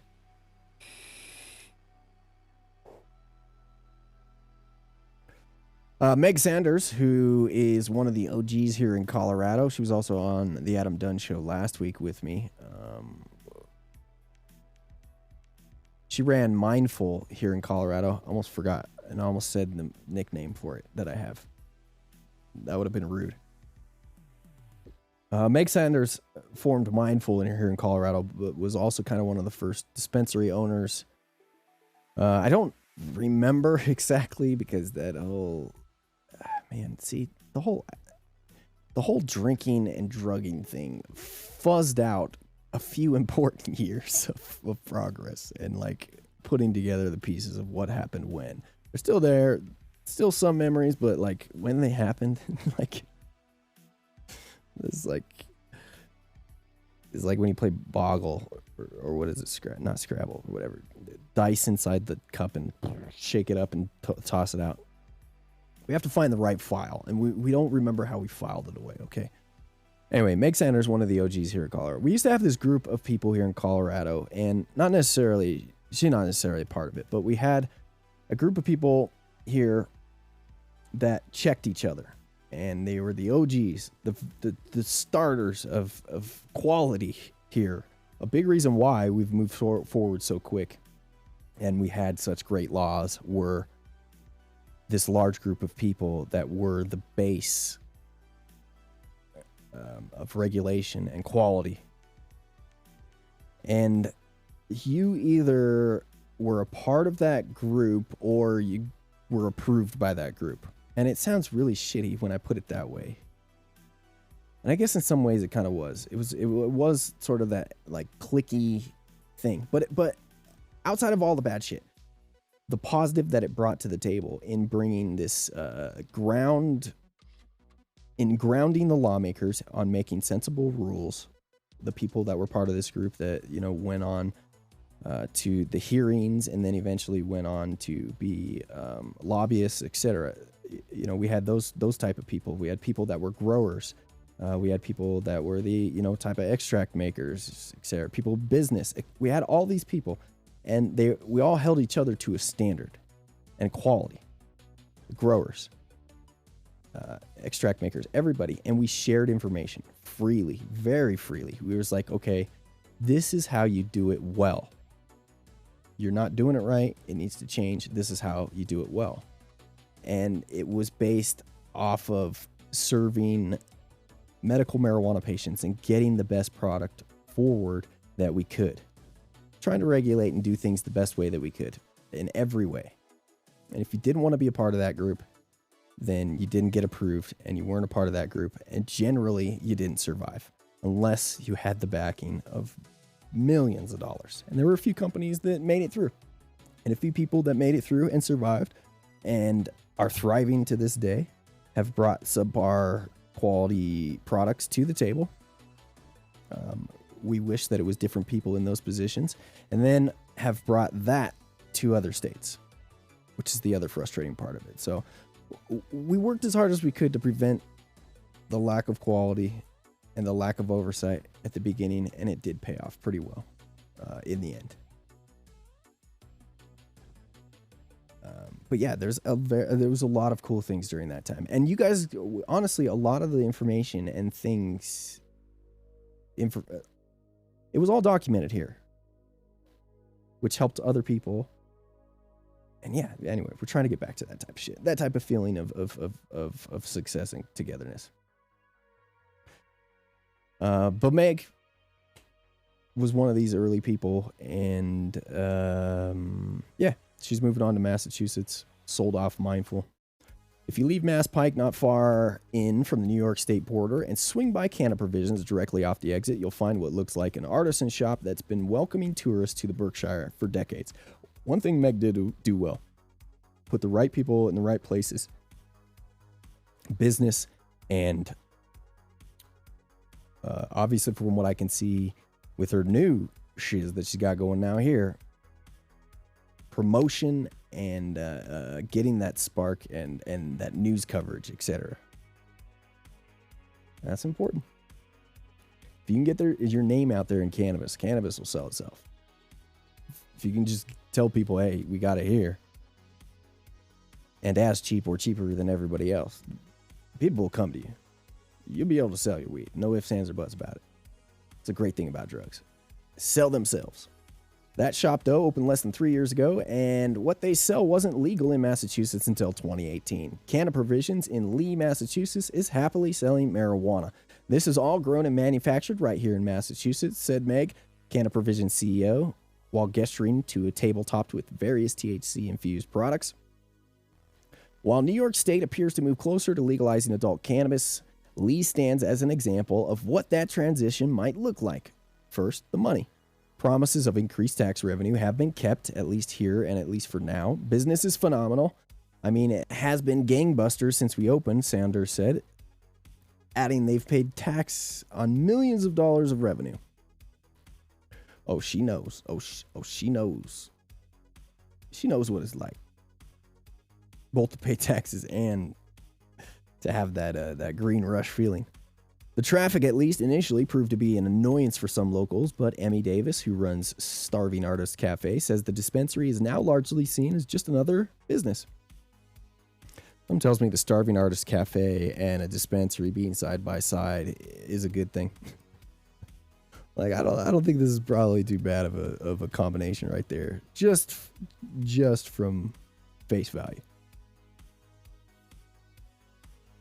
At first, it was hard because the grocery store is past the pot shop, so you had to drive by, and there was a lot of traffic, but it's kind of thinned out, and it's been pretty good. It's so silly. Legalized state problems. It's like first world problems, legalized state problems. Lee Police Chief Director Craig DeSantis had his doubts about legalization in general. Oh, really? The police officer had doubts about legalization. Oh, that's a freaking surprise. He still does. Oh, that's another surprise. But when asked about whether he's seen more cases of impaired driving, which is the last story we talked about, I don't want to speak for other communities, but I haven't seen an uptick in our town. It's a real concern. Even though I haven't seen an uptick, and there's nothing going on that should be of concern, I'm still concerned.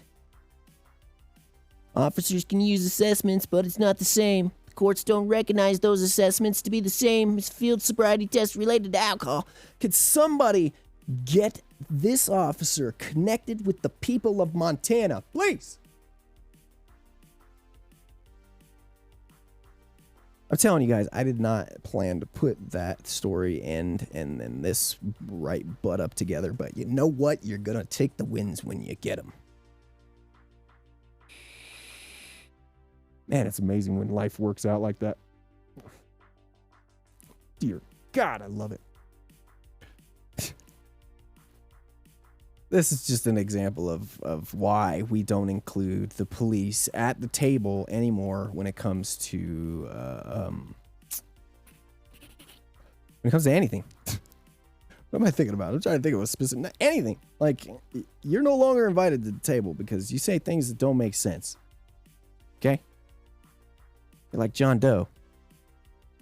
After an hour and a half, 2 hours of his own show. You just don't make sense, my friend. Okay? That's just ridiculous. The first part, clearly the police understand things, okay? They're not idiots. They're not. Maybe some of them are, but in general, they understand the system. There are smart people in charge. There are people there who they're going to lose money in legalization, and they're going to lose groups and organization and cool equipment that they have become accustomed to. Yeah. They're going to lose a lot of money with legalization, a shit ton of money. Okay. The problem is they're going to try and make it up in other places when it comes to civil asset forfeiture, fines, etc., criminal cases. They're very good at adapting, though. That's the problem.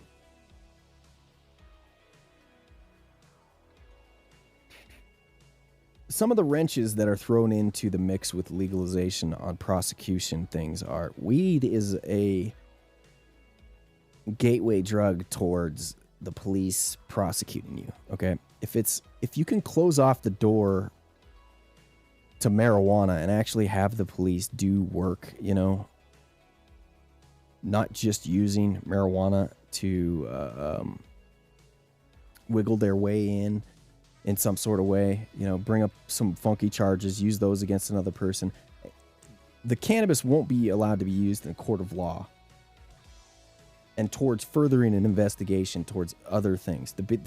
Which, if cannabis is involved and they're given money, that's one thing. Having it part of an investigation and furthering investigations and the cops doing things the right way, the moral way, that's two separate things, okay? But if cannabis is not involved in that, the arrests go down.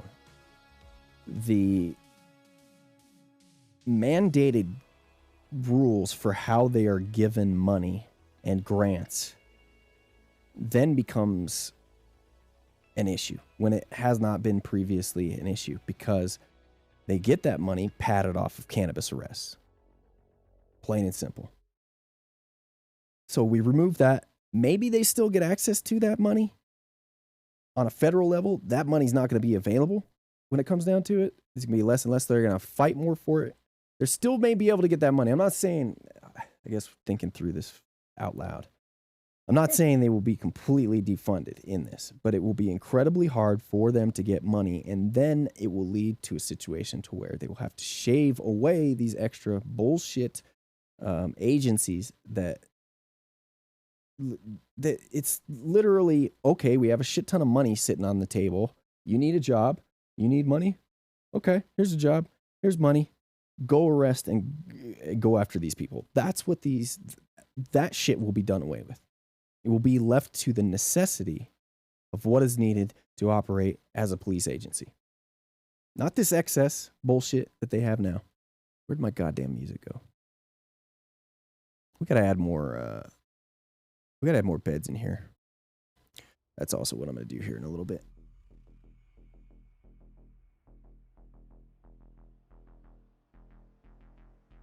All right, CGTO, we'll get that. We'll get those out to you. I got your information, and I will send that over. And you yourself got that Ethos pack, sponsored by Getsy's right here. Good friends. Good friends over there. The state didn't create a competitive licensing scheme, so there's no limit at the state level to licenses.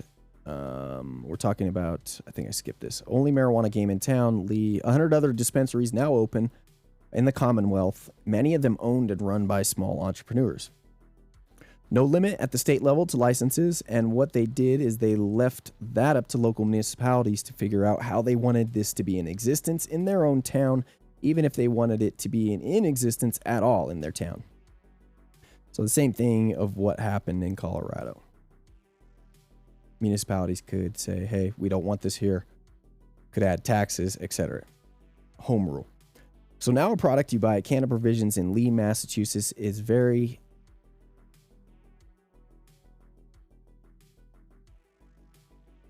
Goddamn thing reset on me. That was rude. Rochester first reset the website. Make me look like an idiot. This part, so now a product you buy at Canada does not stop a lot of New Yorkers from going to Massachusetts, and then they end it there. All right. Anyway, that's the news for today.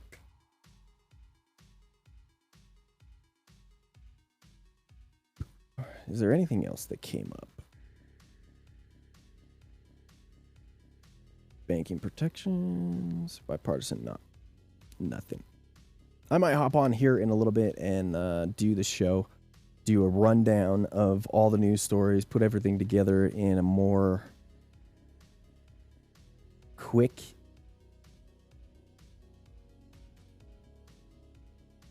maybe, I don't know. I'm gonna think about this. I'm gonna see what's up.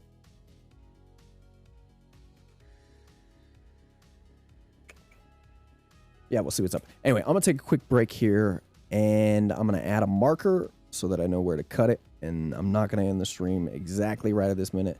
Maybe toke a little, hang out for a second, and do a little bit more looking into some cannabis news. Maybe do a little bit of prep for tomorrow. But yeah, let me take a break here. We smoke some weed, hang out for a minute. Maybe game later, too. I don't know. I have a bunch of stuff I want to get done. All right, I'll be right back. Thank you guys for hanging out with us here on the John Doe Radio Show.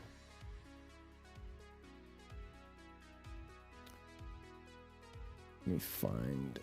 Do I have to switch back to OBS? Yeah, I do. Okay, there's OBS there. Twitch. There's my marker. I can hit that. God, this stream deck is so awesome. I'll be right back. Thank you guys very much for all the folks on YouTube. If you are watching to this point, you're awesome. I'm also trying to think about how we can get things filed away to YouTube in a more concise sense, less maybe interaction with the chat, but then that seems silly to me. I don't know what we're doing right now, okay? We just go live and start yapping. That's really what we did today. All right, I'm gonna... I just remembered, I just realized I gotta switch these too. That scene. Because I don't have my volume if I switch to that scene.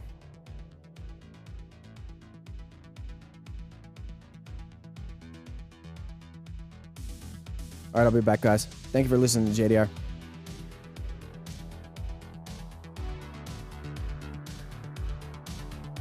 I'm John Doe.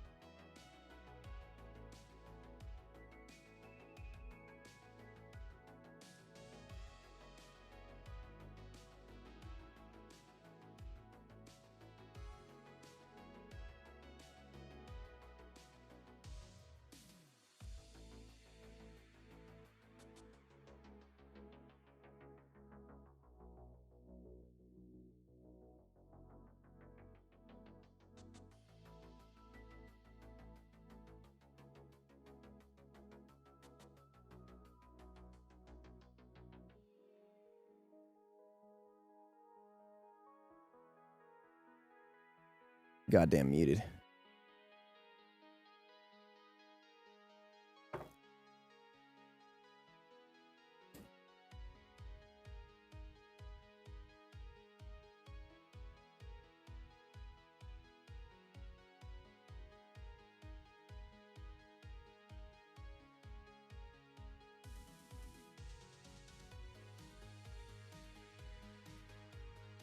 So at this point, it's a matter of shoving a square peg through a round hole.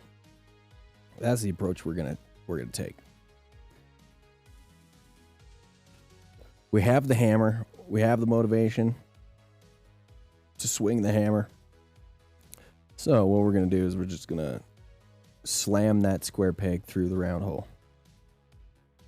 We've done it before. We're gonna do it again. Brute force this bitch. Because really, that seems like how we're going to get through most things in life. You know what I'm saying?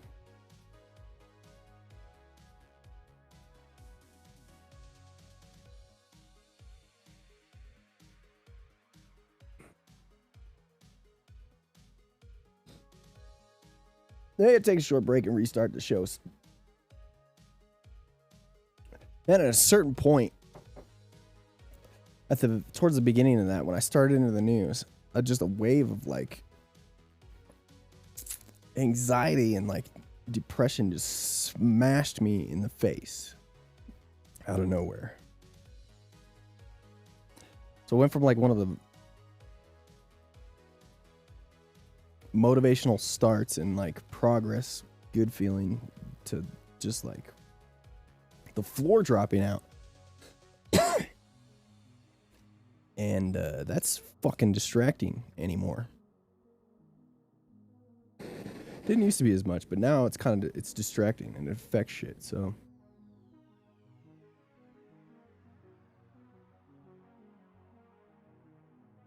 We're not going to let ourselves do that anymore. We're going to get a good product across.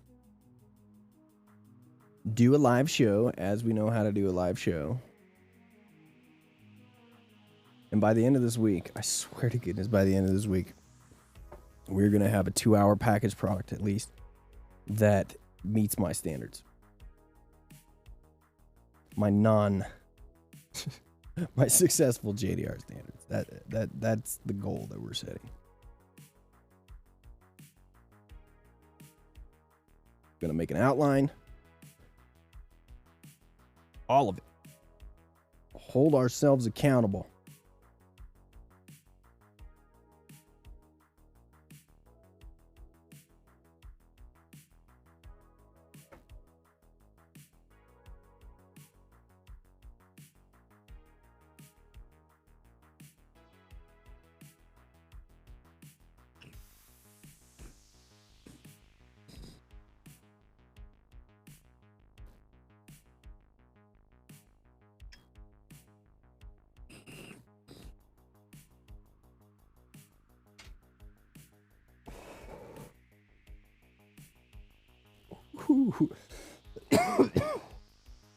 This Kimbo slice is harsh.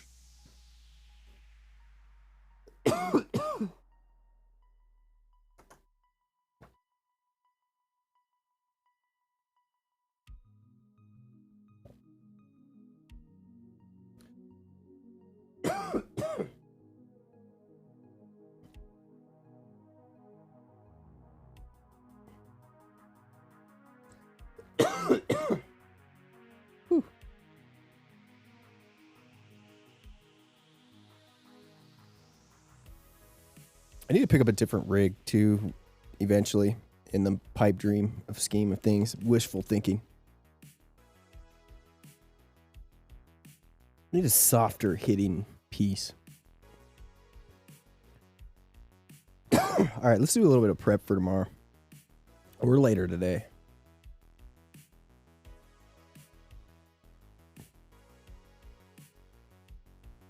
I kind of feel like we could do twice as good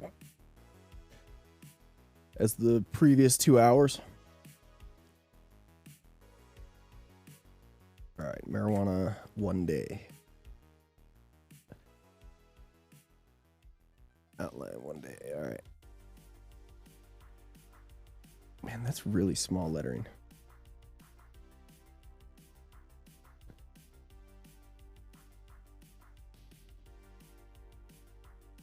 That seems so big on my screen, but it's not that big on yours.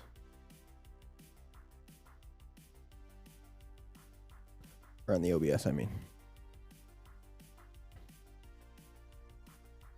I checked that out earlier. I don't think there's going to be a lot of new news today from what we already covered.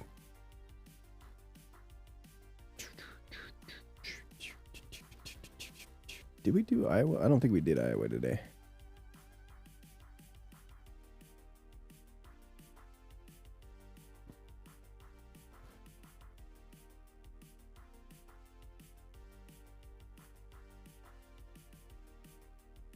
I did see Iowa earlier.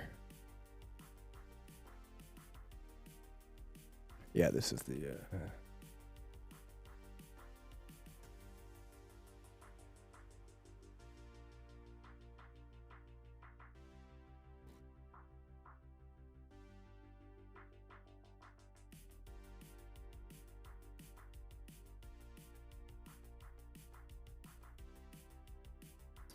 Concentrate sales of 40%.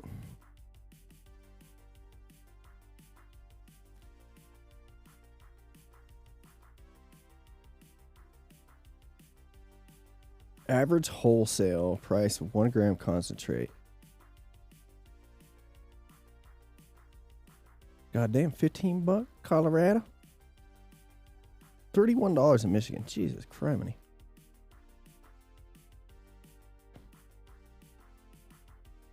Michigan is double our price of concentrate.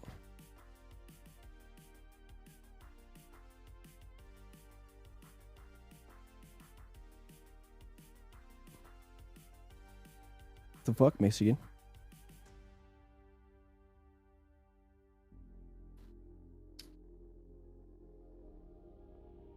This grew? You know what I bet this is? Why some of this is? Grow portion wise. It's because you have the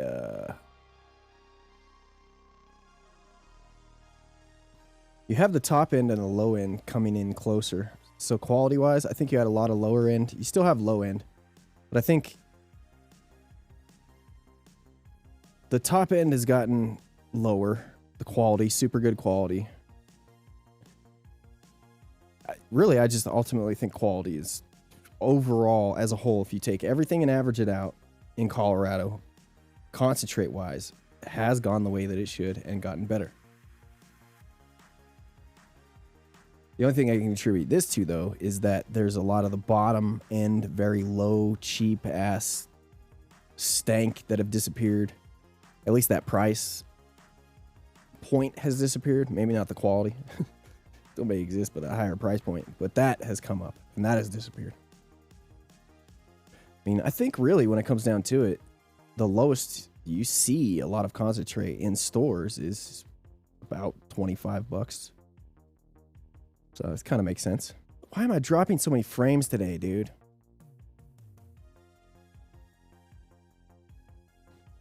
Output 4,500. We saved that. Quality high.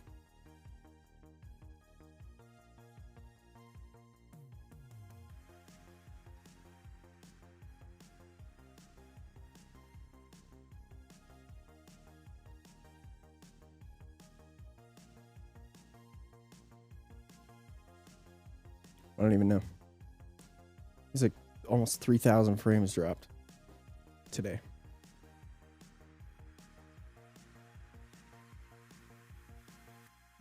Sales of marijuana concentrate shot up more than 40% last year, accounted for a larger share of overall cannabis market as consumers became more comfortable with the intricate process, dabbing.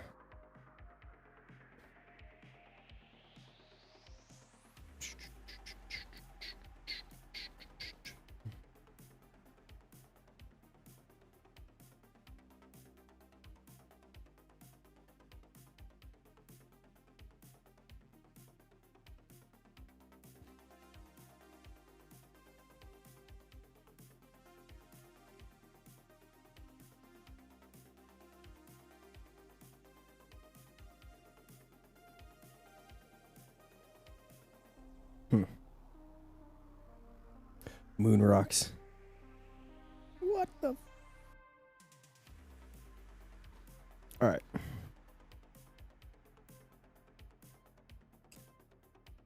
This is definitely... That's something we could use for sure.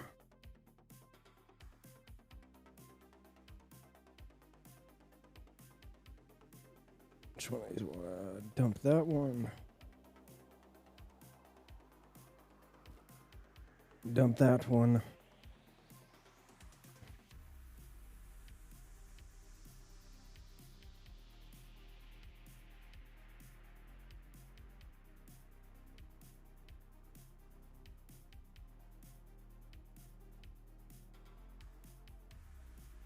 What?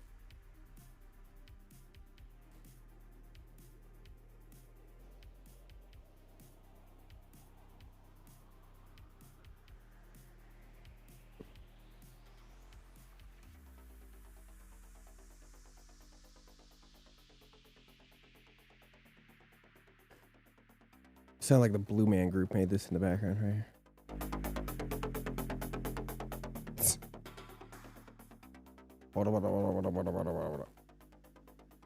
Deadline New Jersey Governor Phil Murphy to act on legislation establishing recreational marijuana marketplace has been extended across.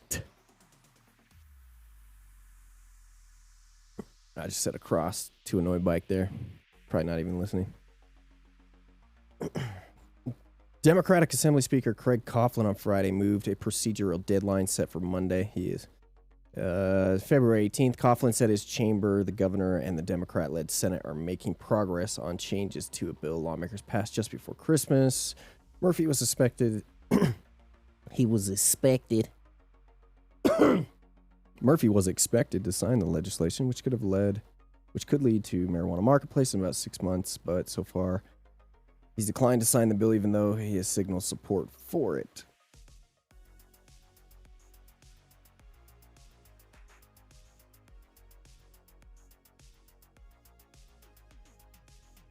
Yeah, that's wishful thinking.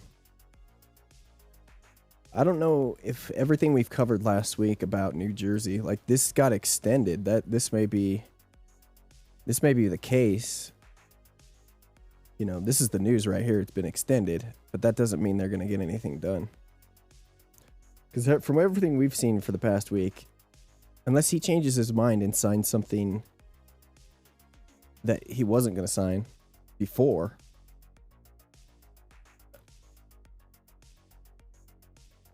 because the changes that are made to his proposal by changes to this legislation, I mean, neither side agree. The legislators or him.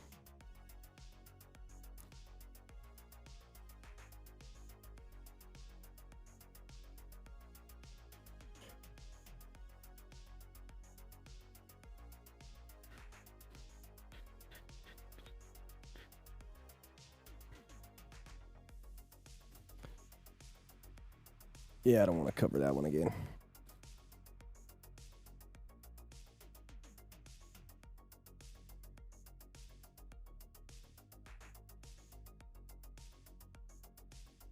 When it comes down to it, the next step I want to cover on this is if something gets it passed, enacted. He doesn't sign something. What legal marijuana looks like in Massachusetts, that's the one we just covered today.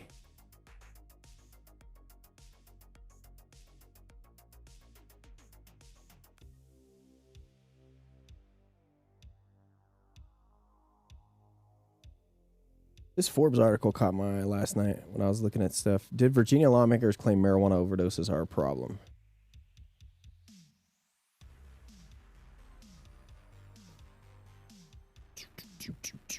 Wait, didn't Forbes have the same damn... Oh yeah, I did. We didn't get to this one. We read this. That's what I kept this article for.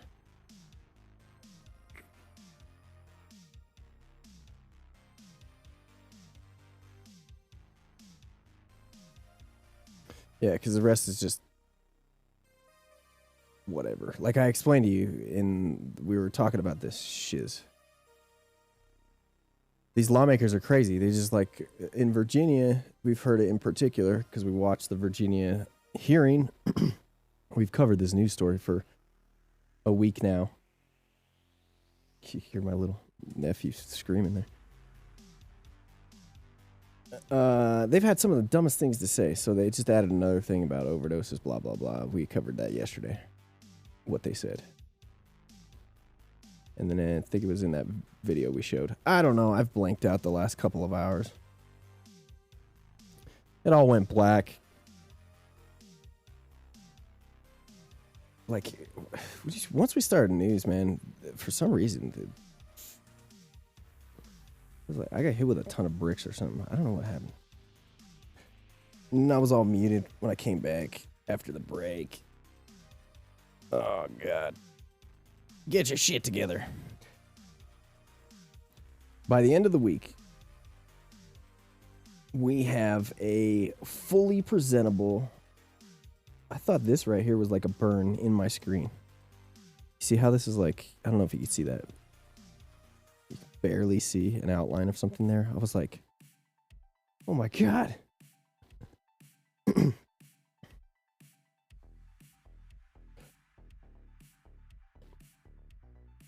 So we have the stress and anxiety of everyday normal life, which gets in the way, and all that's, God damn it, I'm sick of that. Somehow came in and like derailed my complete thinking once we started the news. Started thinking about money, you started thinking about my brother and my dad, and I thought my responsibility, blah, blah, blah, blah, blah, and we're at a point of building at this point, so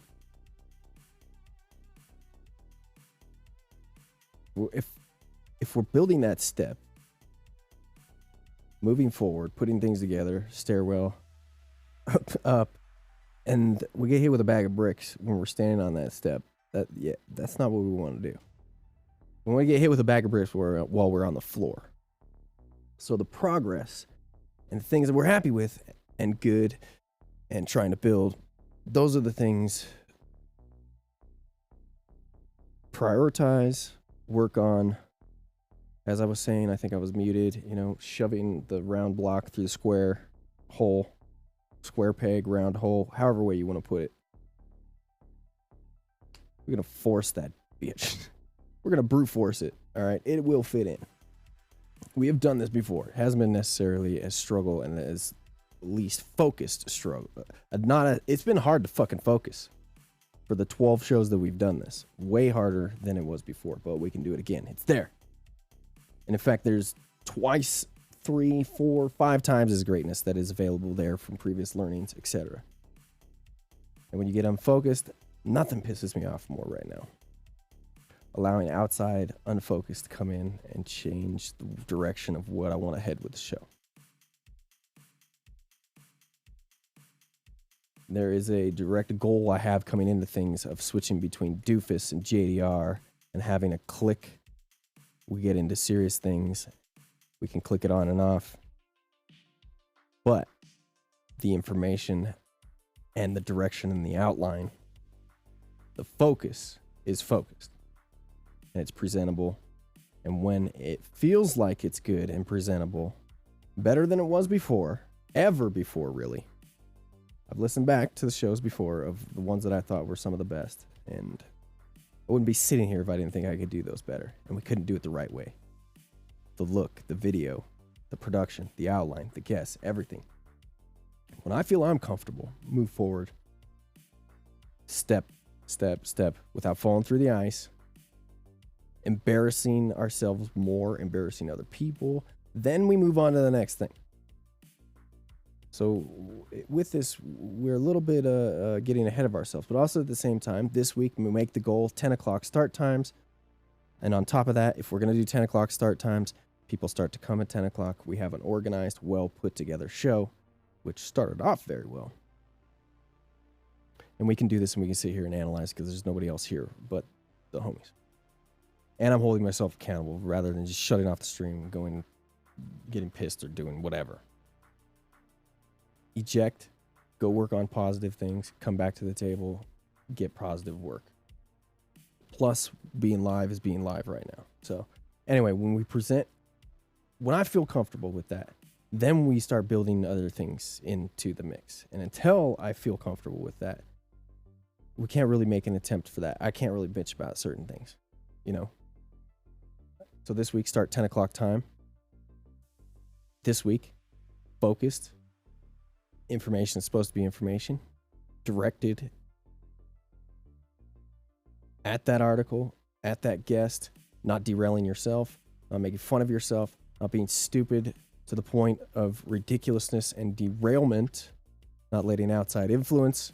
None of this stuff get in the way of that news and informational piece that we were trying to get across. May seem difficult with JDR, may seem difficult with me, and it is. But there's a point. Like I said, flip the switch, do it, end. Bit is outdone. Move on next. Don't include it. Time and place for everything. Finish what you're talking about in a timely manner. Don't stretch it out. And then when I feel that small basic package is completely comfortable, then I feel like we can rely on others to start doing some other things, bringing in other talent, bringing in other content, video makers, you know? If I can be good with myself, have a good schedule, be putting together the basic product that I want, then we can judge others for what they come to the table with, if anything. And I'm not even saying anybody's going to come to the table with anything. We just need to be prepared for that. You can't have shit here and craziness and a product that is too stoner. And I mean that from an outsider coming in and being like, God, we can't, there's nothing here. There has to be something there. Or we just do a Twitch live. We go live and don't brand it as JDR, and which won't accomplish, I think, the connections and I don't know. I need a manager. I need someone that knows business that can come in and handle that side eventually. If I handle what I handle, then maybe we'll look for someone that, what am I talking about? No one's going to do that.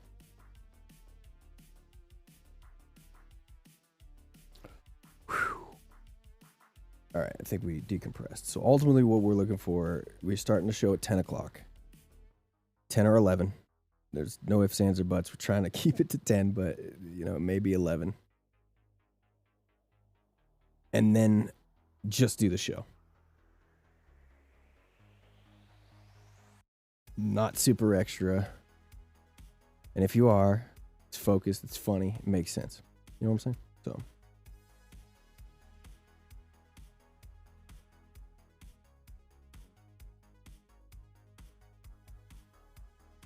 And I think when more people get here too, it'll make it a little bit, that's why I'm like saying, hey, this is the goal I want for myself, and these are the personal goals I can have effect with.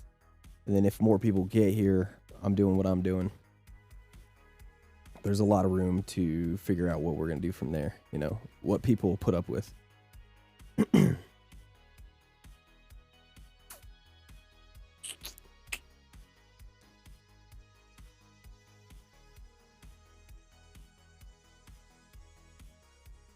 God damn, dude, I get so frustrated with myself when I don't do something correct the immediate second it's done. And then we don't move on.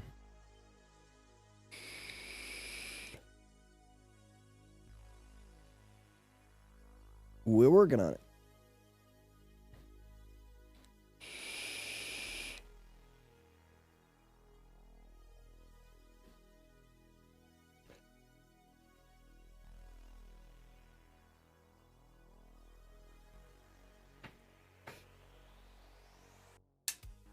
It's one thing, and I feel for people too that like can't offer a situation. They can't like.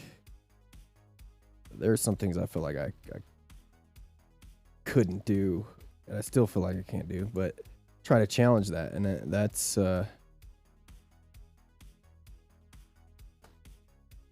difficult. That's very difficult. It's difficult for some people to do with anything. and move forward. Unlock their creativity is what I'm kind of getting to. Like push themselves through the challenges and the things they need to do to unlock the creativity. That's what I'm talking about.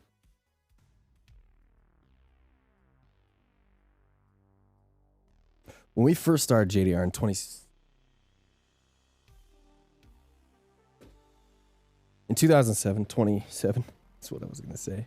It was fun. It was something that was a passion. It was unbelievably focused. And we haven't really had that, and I haven't felt like something to be able to catch on to that until now. So, and we can do it again with JDR. We can do it better, and the ability in my mind. Some shit, I'm like, okay, you could do this, no problem. And other shit, you're just like, before you start, you're like, nah, no, that can't be done. You're not gonna do it well.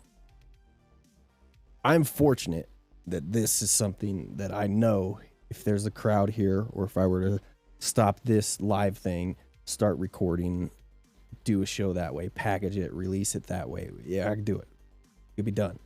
We could do a 2-hour show, package it, get it done live. Be fantastic. It's fortunate that I can still say that I could do that. So I don't want to take advantage of that.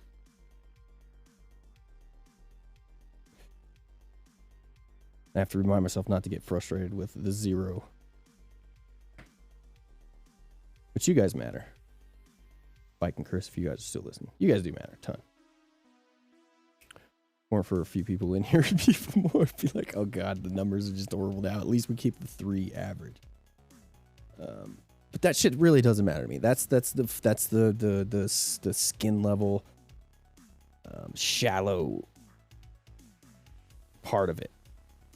Albeit that is the successful side of it that will make this the long-standing, being able to do this continuously every day. But that's not the important part right now. The important part is presenting a good product. So we stay focused on that, and everything else, it'll either fall in place if it's supposed to, or it won't. I have to keep reminding myself that.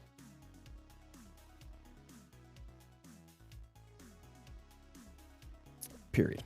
So yeah.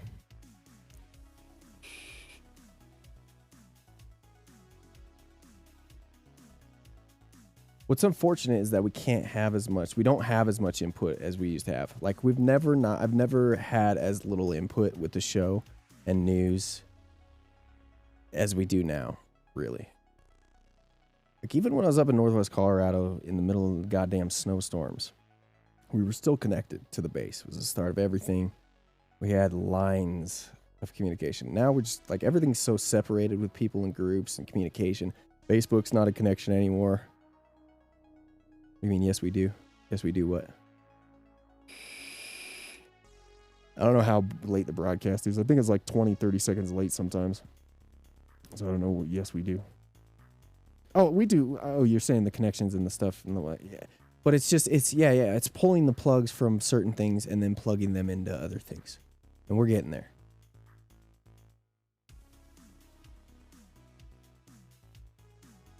You know what it is, if I think I'm ultimately being honest, with myself, what some struggles are.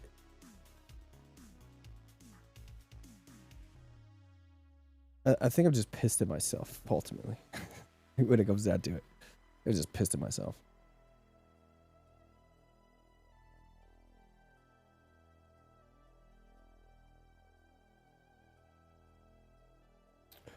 Dooby-dooby-doo.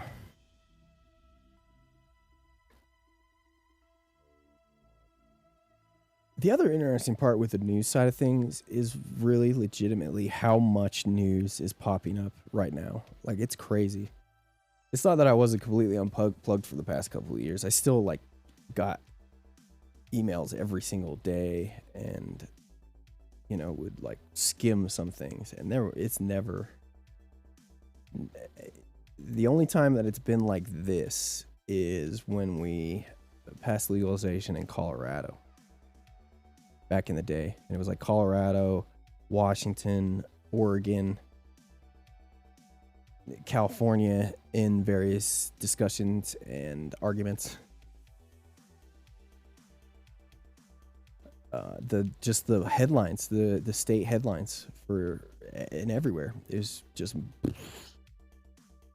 the goddamn geyser right now.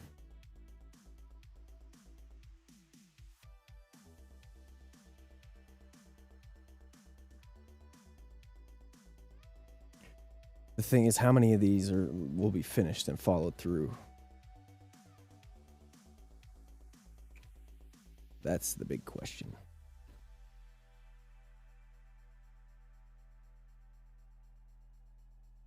Although I think we did clap everything of importance that's been out for today. I think we're generally caught up on cannabis news and can maybe start heading into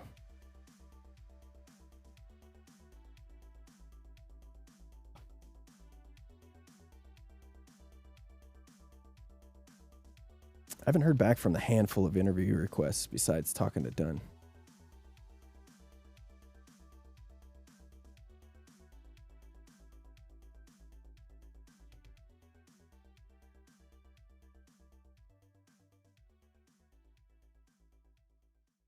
Wanted to talk about weed stocks and incorporate that into the shit that's been going on recently, but I just don't understand stocks enough to get it. And then also at the same time, I feel like suggesting any weed stocks or talking about weed stocks, giving anybody the opportunity to invest in any of that is maybe a bad idea.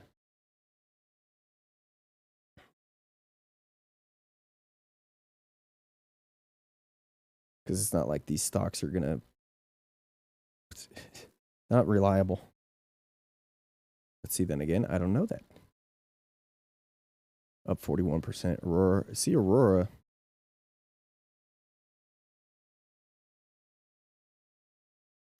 Yeah, see, I don't know shiz about it to talk about it. There might be a dude on Facebook I can reach out to and talk to. And maybe get him in.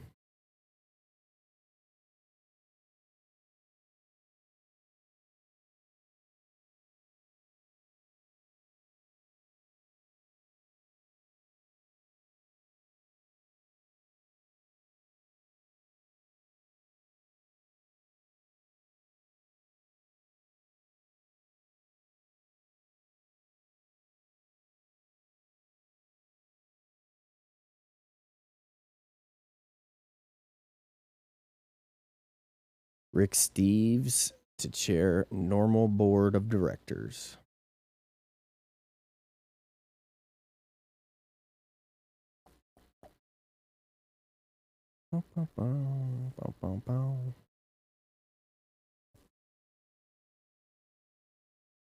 See, this is like what the news used to be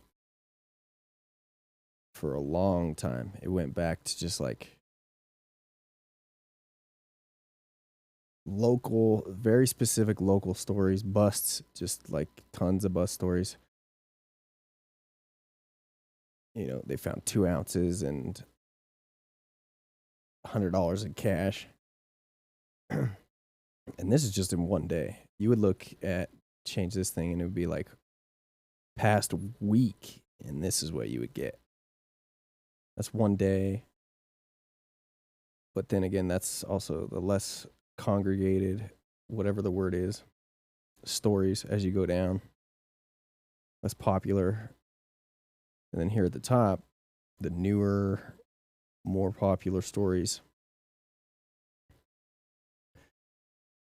Iowa lawmakers, Wisconsin governor, sales numbers. This has been around. This type of story's been around for a minute. But stuff like this, kind of newer. See this ever so often. A state story the past few years. Hardly packed together like they are. And then if you were to spread this out to a week, like I used to look, when things slowed down a bit, then it would have all the things that we've talked about state-wise lined up here. Which it's crazy. It really is.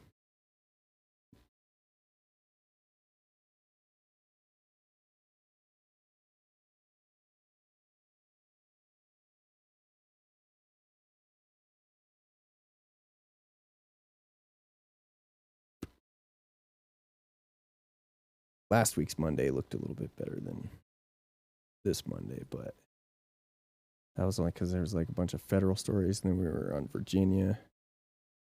And I forget who else it was. More frame drop. More frame drop. Give me my frames. God damn it. Give me my frames. Give me my frames.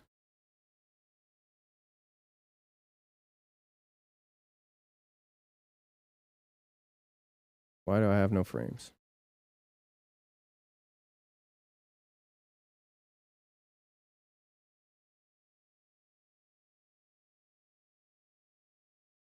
Come on.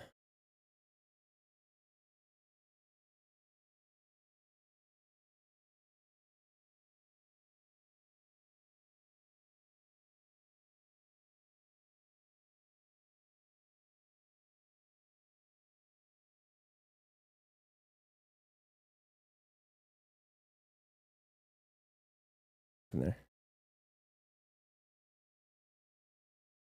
Couple thousand drop frames there, like 10, 15 seconds of ridiculousness. What the hell?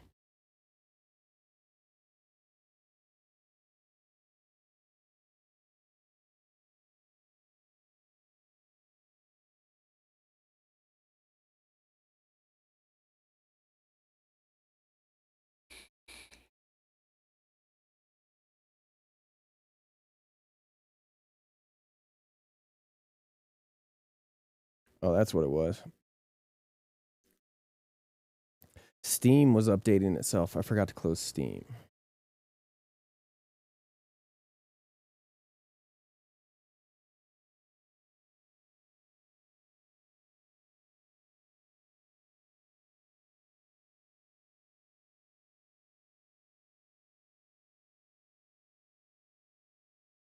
Maybe we'll do news again tomorrow, and then Wednesday. Wait, I have a doctor's appointment tomorrow. Oh shit, oh fuck.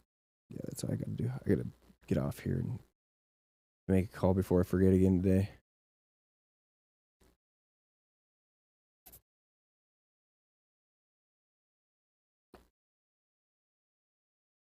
Yeah, I'm gonna grab something to eat real quick, and then I gotta call the doctor's appointment. So I gotta reschedule the appointment to later this week, and then I have an appointment tomorrow. I need to confirm. Wednesday, maybe we'll get Adam on. Then I gotta think maybe Thursday having someone too. I'm gonna look into changing the layout, the color scheme of all this. Anyway, I'm gonna get all this stuff done. I'll be back live probably again later. I mean, I'll talk to you guys in Discord.